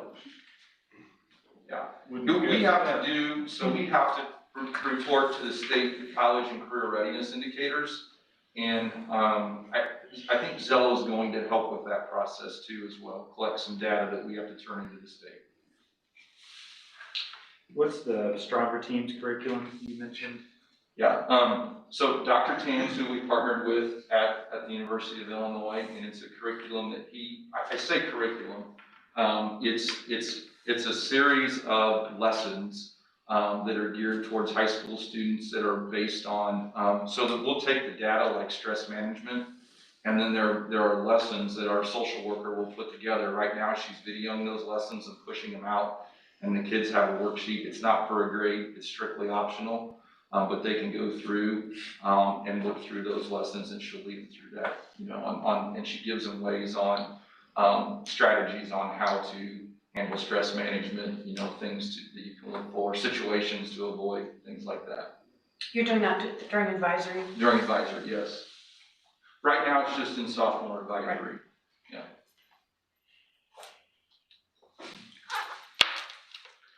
Other questions for Mr. Benedict? Thank you.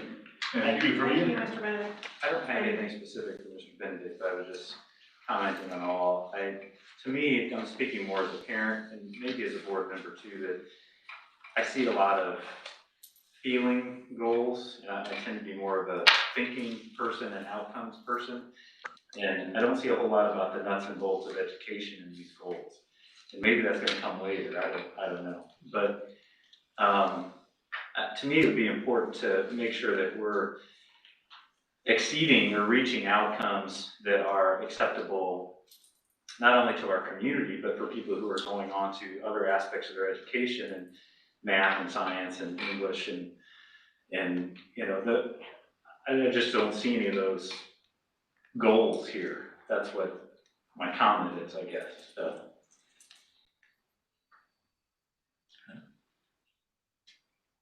I don't mind speaking to that. I think I don't want to speak for the other, we had some conversation about that, and traditionally, I think if I looked at past school improvement plans, the SAT has been a measuring stick for where, and we had a school improvement goal specific to that last year as trying to raise some certain subgroups in the SAT to try to improve some instructional.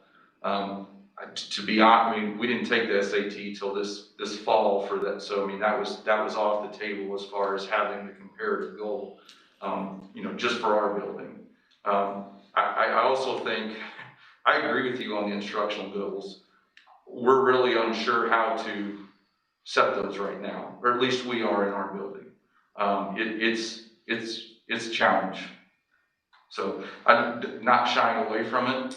And I think in some of the, I can tell you right now, like today we had several meetings on, that I think that would fall under goal number 1 for us for social emotional, that were strictly grade specific. In some of like Nathan mentioned, we have an early study hall program as well that's started. Some RTI measures that we're trying to do to address the social emotional side and how that impacts things. That's where some of that stuff is falling for us.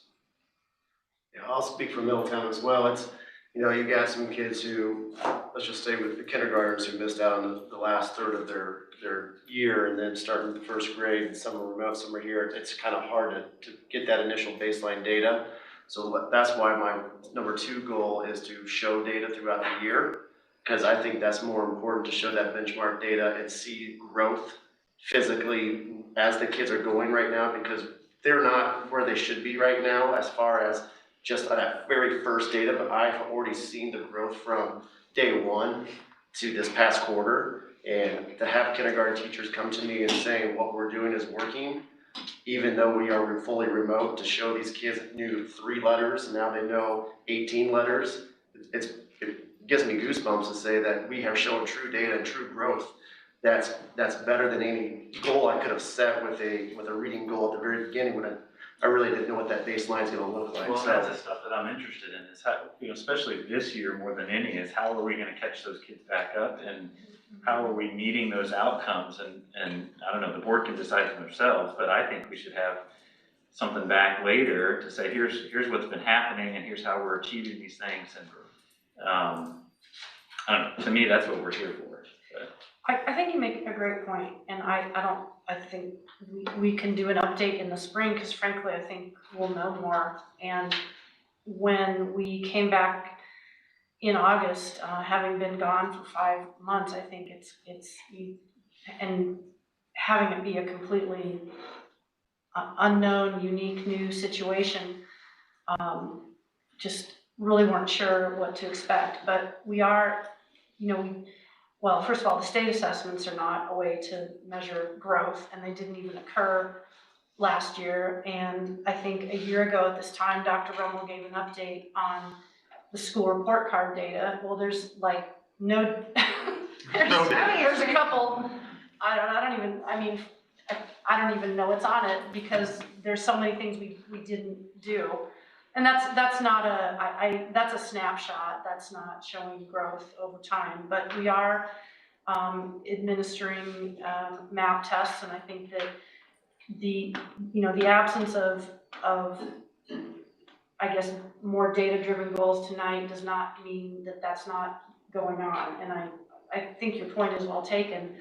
I think, though, at the same time, there's just a huge amount of uncertainty and how we measure, and how we get kids caught up. But it doesn't mean that people and our teachers are not working hard on that and providing interventions and support. I think it looks a little bit different in each building. And one thing you heard our speaker tonight talk about was a study hall at the junior high, work on and provide support for students who are failing, and we've seen more kids on the DF list at both the junior high and high school, and that is being monitored and followed up on. So I think that should be at the forefront of our thoughts. And I'm not having any problem with these goals at all. I'm just saying that has to, if we're not stating those as goals, and I know we're working towards them, but that should be our top priority.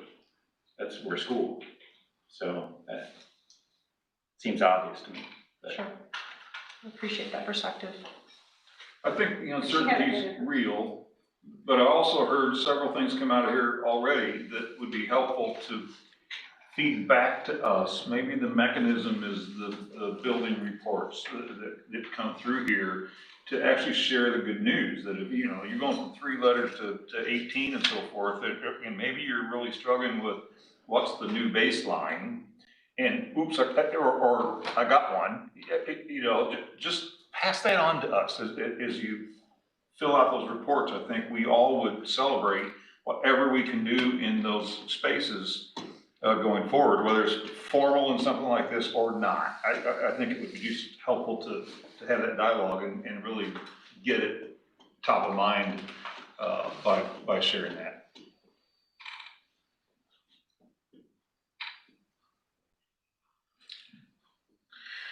Any other comments for our building leaders? Just want to say thank you, and thanks for the work that went into the plans. But in bigger picture, I just want the board to know, and that I've worked with a lot of different leadership teams throughout the time I've been an administrator, and our 4 principals just work together so incredibly well. There's just communication, there's alignment, there's conversation. It's very easy when you just have 4 separate buildings that do 4 completely different things, meaning serving different grade levels in all 4 buildings. We don't have 4 elementary schools or 2 high schools or anything like that. They all do very different jobs and serve different ages and populations of kids, and their communication and work together is really impressive and is really moving the district forward. forward. So thank you for that, and appreciate all the time that you spend on this. Thank you, Megan. Thank you, Drew. Exactly.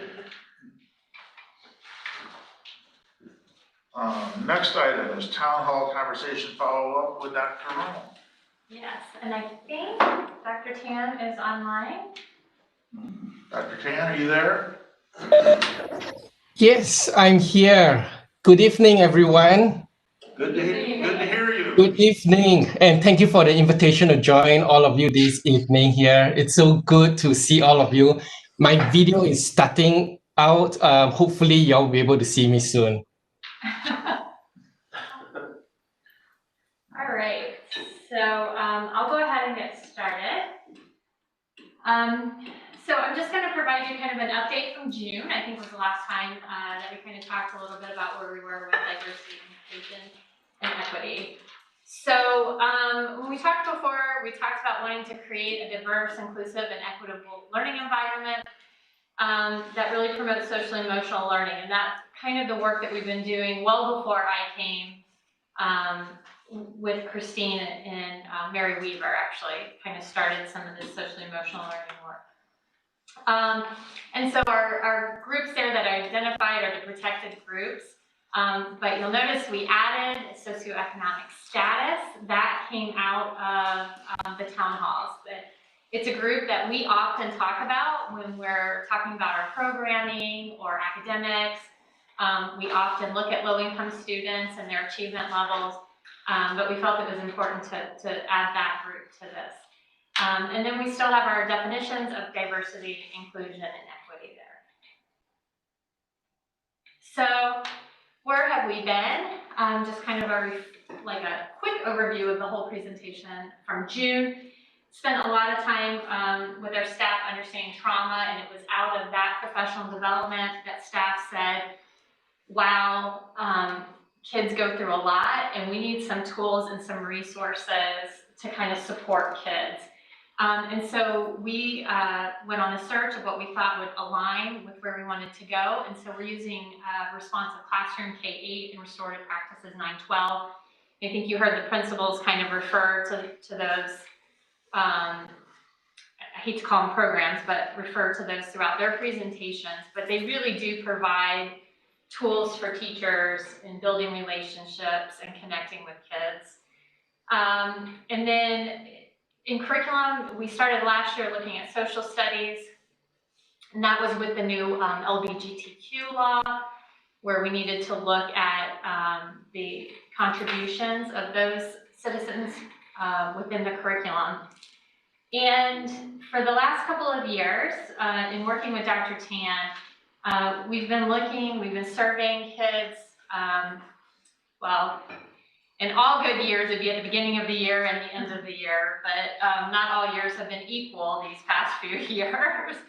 But we do try to collect some data from our students in terms of their social emotional well-being, and kind of try to correlate that and look at how that relates to their academic performance.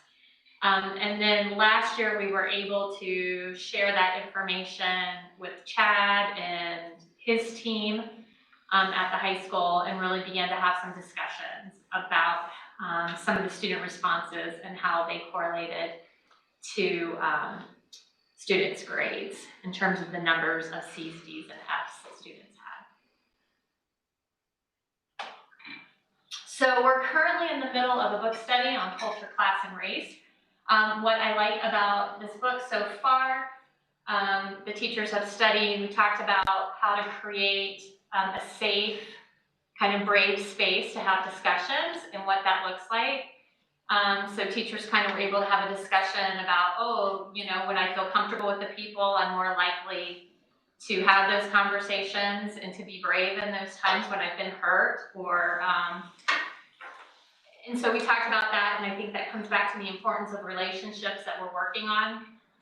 Today we talked a little bit about common terminology and trying to build some common vocabulary with the staff. We've also participated in some bystander training. I think there's definitely more that can be done there, as well as some LGBTQ training. And actually just probably to start off the year and within that first couple of months, just some training on social emotional learning in a pandemic. Like, what does that look like? How do we take care of ourselves? How do we support our students? It's probably not a training any of us would have picked out 5 years ago when we started, but it's definitely something we needed this year. In terms of curriculum and looking at it from an equitable and inclusive and diverse lens, we're looking at our English language arts this year, music, and foreign language. So Caitlin Megason, our instructional coach, is leading out the English language arts committee, so she's doing a great job with that. And then working with the high school with Chad and Nathan on music and foreign language, getting those out. So we are also still in the process. We just finished up the 4 town halls and getting community feedback. So I hope you found in the board report kind of the summary of the big ideas. And the principals referred to that castle kind of roadmap. And so each of them kind of looked at where you see the green kind of emblems, those 4 big ideas with their staff. And we'll talk a little bit about some commonalities between them, but you can see some of the big themes that emerged from the town halls. And Kevin and I are currently in the process of connecting with some individuals from those town hall meetings and trying to dig just a little bit deeper with those individuals in a more personalized kind of conversations, seeking some clarity, and just asking just a few more questions. So with that, trying to summarize maybe the 3 pages from the town hall, there was definitely this feeling that it's bigger than just the schools. The issue of diversity, equity, and inclusion, it goes into the community, and it's going to take more than just the school to make some of the changes that parents recommended. So we need to engage, train, and empower both Black, Indigenous, people of color, and low-income families. Both of those communities need to be empowered and engaged, as well as not just the families within our school, but families within the community. And then they talk about, in the town halls, there was this conversation about improving experiences. So we have to be flexible, willing to pivot in order to make some of these changes.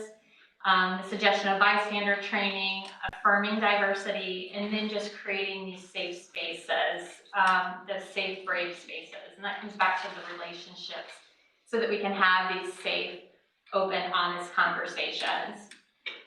And so then when the building principals kind of took that roadmap or that framework to their staff, they came back and staff talked also about really needing these relationships.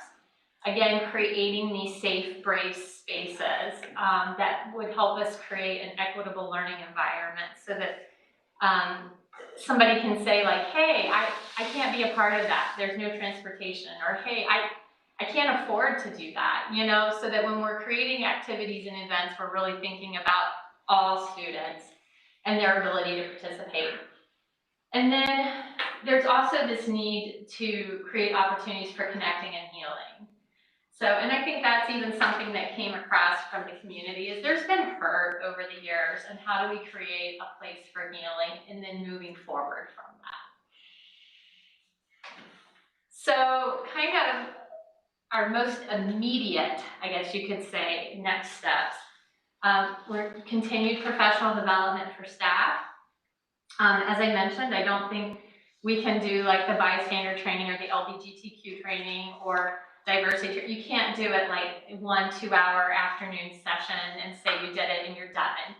So it's just got to be ongoing dialogue. It takes a lot of times for us to hear something, to process it, for it to really kind of make it our own and something that we're comfortable with. It came up in the town hall from the community that we really need student voices. So I think you heard Chad kind of discuss at the high school. They're gonna try to get started with that here before break. But we've talked with all the principals about what are some opportunities, what might that look like?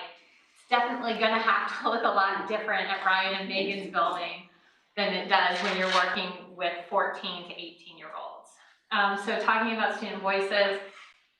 And then within those building teams, I know that everybody wants change now and sometimes they want it yesterday, right? But I have, if you walk around this building here, just an example, because there have been great things that have started happening in all the buildings. But I think you'll notice a change in the students that are represented in the materials that are hung up in the hallways. So the materials represent a lot more diverse population. So hopefully kids are beginning to see themselves in the materials that are used in the hallways, and the books that have been ordered. Lots of feedback on just changes in how formerly known as Columbus Day was taught. A lot more conversations this year with regards to Indigenous people. So the changes are starting to happen, and the best part about it is it's happening.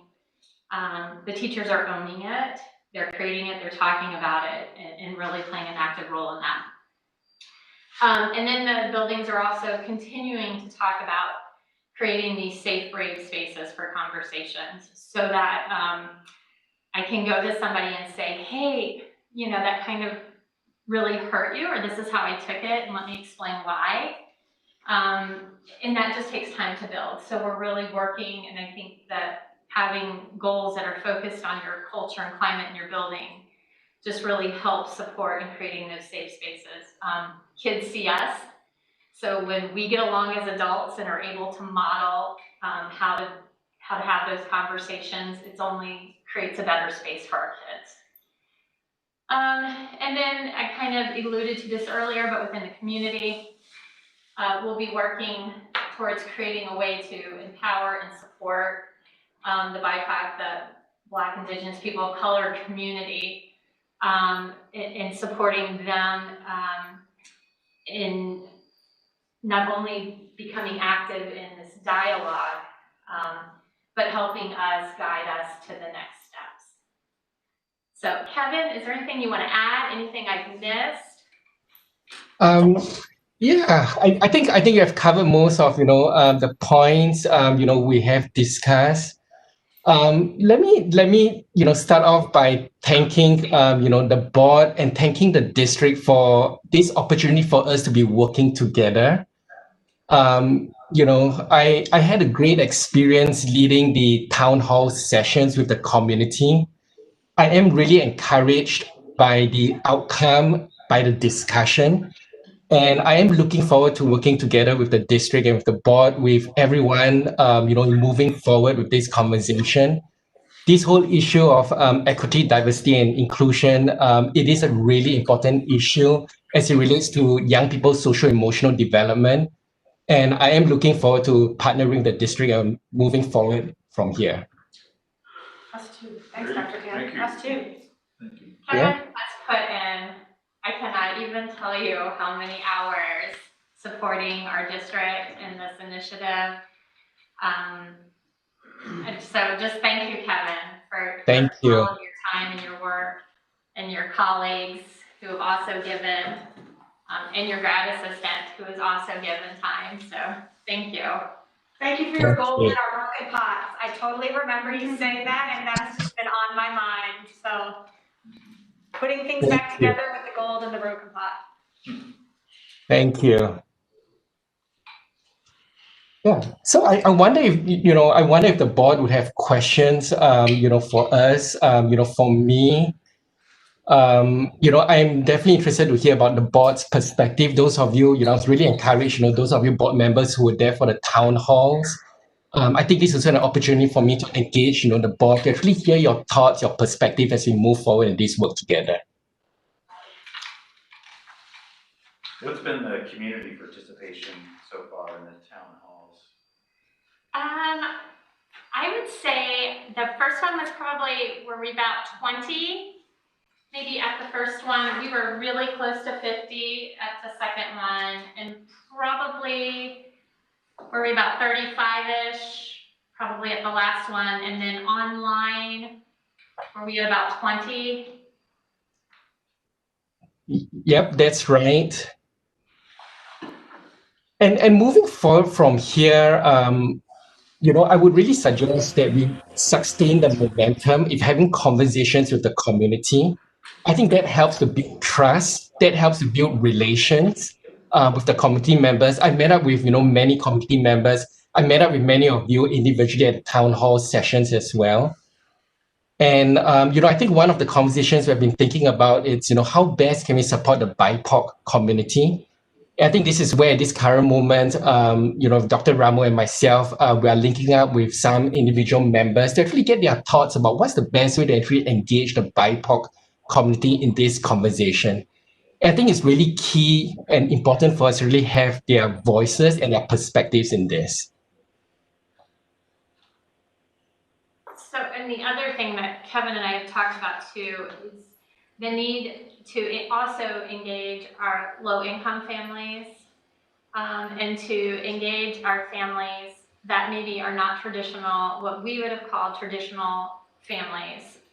So families that maybe have members of the LGBTQ community, and how can we reach out to them, and families that maybe are not Christian.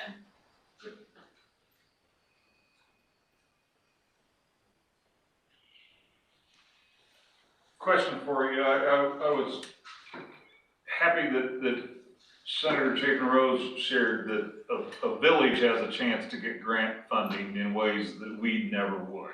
And I wouldn't state necessarily that we are insular by any means, but just curious about cooperation between village with our kind of leadership that we've got here in ways that could possibly provide grants and do things in implementations that we wouldn't necessarily think of on our own. So I think we've got a grand opportunity to take some leadership and do some things, not just now, but as a lifestyle going forward. How do we keep this up? How do we continue to engage?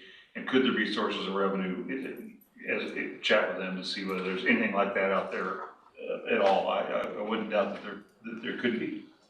So Kevin and I have been actively writing. Great. And by us, I mean Kevin has been actively writing. But as you can imagine, things are super competitive. So we did write for one last year to kind of support our work that we did not get funded. We've got 2 pending right now, and another one we're getting ready to do. So it's the game, I guess, but we do look for funding, and some of that would support being able to more empower other groups within the community other than the school. So it's a great point. Can I add to that? I think what comes along grants is bringing in of resources. And here, partnering with, our institution, the university here, which our chancellor has always emphasized to us faculty, that we are a land grant institution. And what that means is we have a social responsibility to our communities, around us. And we have this push for us faculty to be working closely with the communities. And that said, even if things don't get funded, through grants, please be assured that, you would have our faculty support, people like myself and my colleagues who will be more than willing to be supporting the work of your district.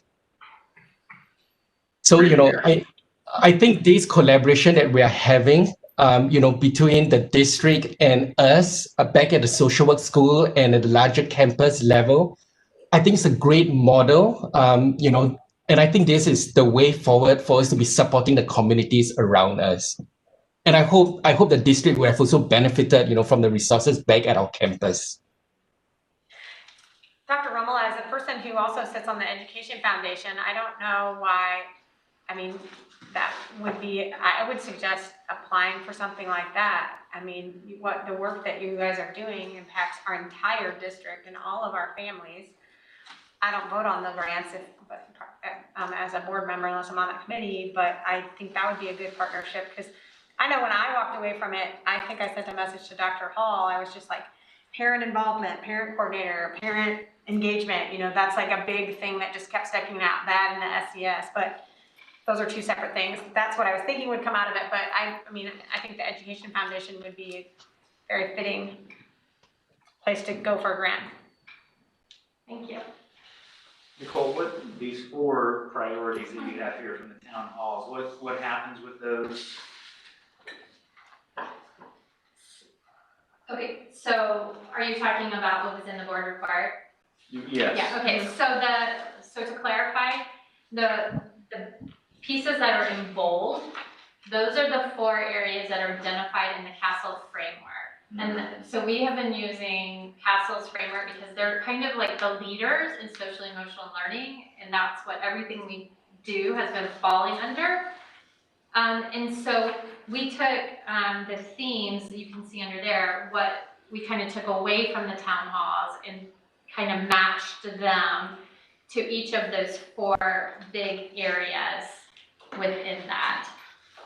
And so I think when we look at how do we use those 4 areas, we're still gathering just a little bit of information in terms of giving some guidance from different members of the BIPOC community. What are your thoughts with these next steps? What are some potential hazards? Well, that's what I'm wondering, if you've got, 20 to 50 participating in these community outreach events, how many of these are diverse voices in each event, or how many of these people are repeat attenders where you're hearing similar ideas? That are you really getting a broad sampling of the entire community? For example, under number 3, cultural fluency, moving away from binary language, I think that would be a very difficult thing for this community.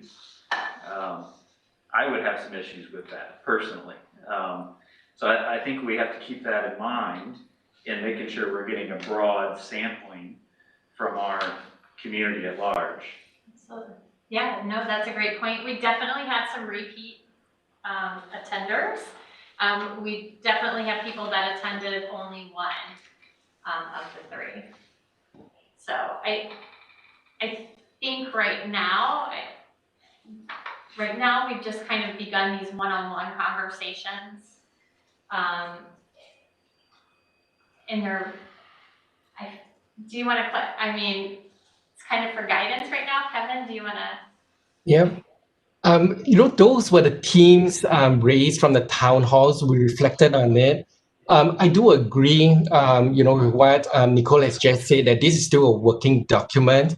I think in those conversations, when we're speaking with, members of the BIPOC community individually, one of our questions to them is, what are your suggestions about other ways to reach out to other members? And I think this gives us additional insight about outreach. And I think it's key and it's important for us to do it in a way that it's relatable and doing it in a way that is also trusting of our intentions. And I've often emphasized, my own role here in working in the district and this work that we are doing is the importance of doing it from a grassroots, ground-up approach. I think this is where we build traction. This is where we build capacity. And I think one key aspect of it is also the reflection piece, being reflective of what we are hearing. And I do appreciate, the point that, what we have there, is just a representation of who attended the town halls. Definitely, there's more work to be done in engaging the different voices, in engaging the different groups in the community. Well, and I think there's a subset of the population, it may not even be a small subset, it may be a larger subset, who is afraid to speak on these issues because they might be afraid of being labeled. That's right. Another. And I participated in a gender identity committee at the NCAA level for our college sports teams, and I can tell you it wasn't an open conversation. It was a very one-way agenda that was not allowing much diversity of opinion.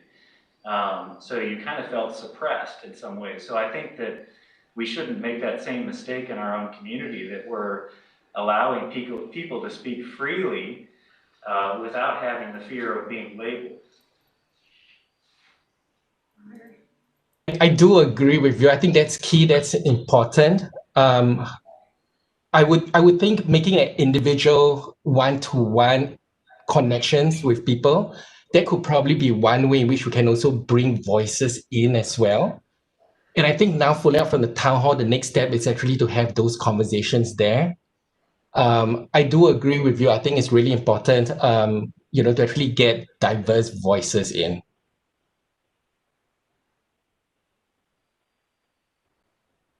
I mean, to me, I feel like that's a work in progress. Because I agree with you that I don't know how diverse. I mean, it's hard to tell. There were a lot of people at the town halls I didn't know, which I thought was great. And there were people that came more than one time, and that was fine. We didn't set any limits on that.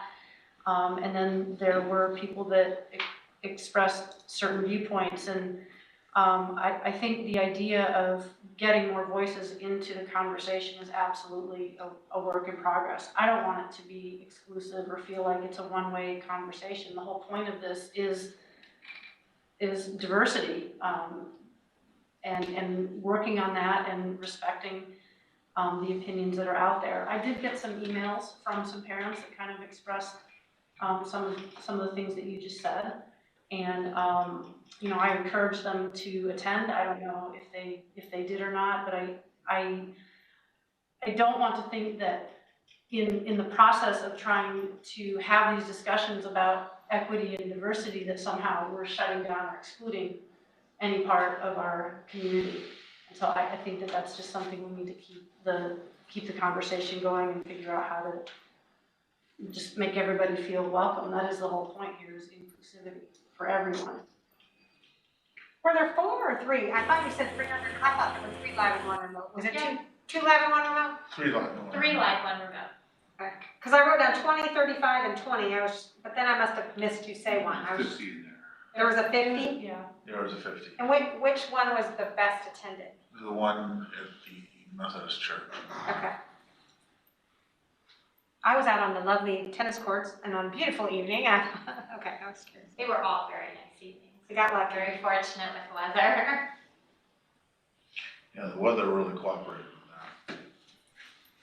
Well, one of the things that happened in July is I made a motion for a committee, and I'm going to make that same motion again tonight because I do feel like some of the next steps can benefit from some board level discussion and attention. So I'd like to move that we create a board level committee focused on inclusion, diversity, and equity that's tasked with gathering and assessing input and making recommendations for meaningful change and action within the Mahomet-Seymour School District. I'll second. This isn't an action item. I mean, I would appreciate you putting it on the agenda so I can look at the wording that you're saying. I'm not opposed to thinking about this, but you're talking and she's recording and it's not an action item.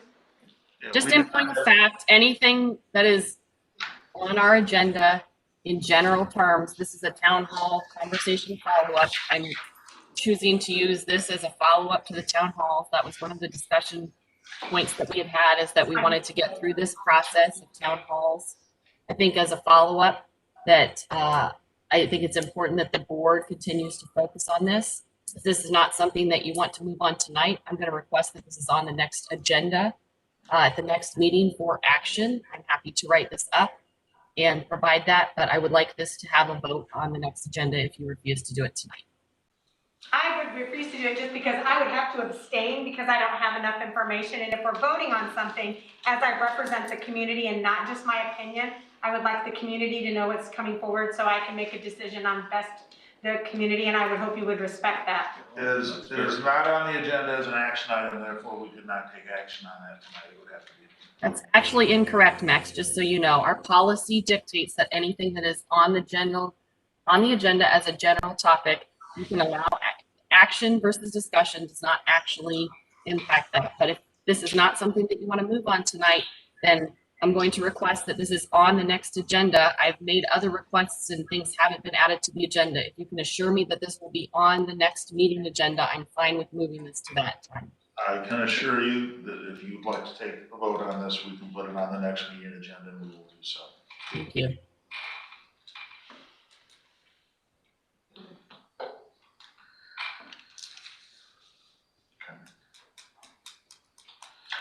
Anything else? No. Thank you, Dr. Tan. Thank you. Yes, Dr. Tan, thank you. Thank you. Thank you. Thank Dr. you. Yeah. Thank you. Thank you, Dr. Tan. Okay. This time, a closed session is necessary for number one, the appointment, employment, compensation, discipline, performance, or dismissal of specific employees, specific individuals who will serve as independent contractors in a park, recreational, or educational setting, or specific volunteers of the public body, or legal counsel for the public body, including hearing testimony on a complaint lodged against an employee, a specific individual who serves as an independent contractor in a park, recreational, or educational setting, or a volunteer of the public body, or against legal counsel for the public body to determine its validity. Two, collective negotiating matters between the public body and its employees or their representatives, or deliberations concerning salary schedules for one or more classes of employees. Is there a motion to go into closed session for those reasons? So moved.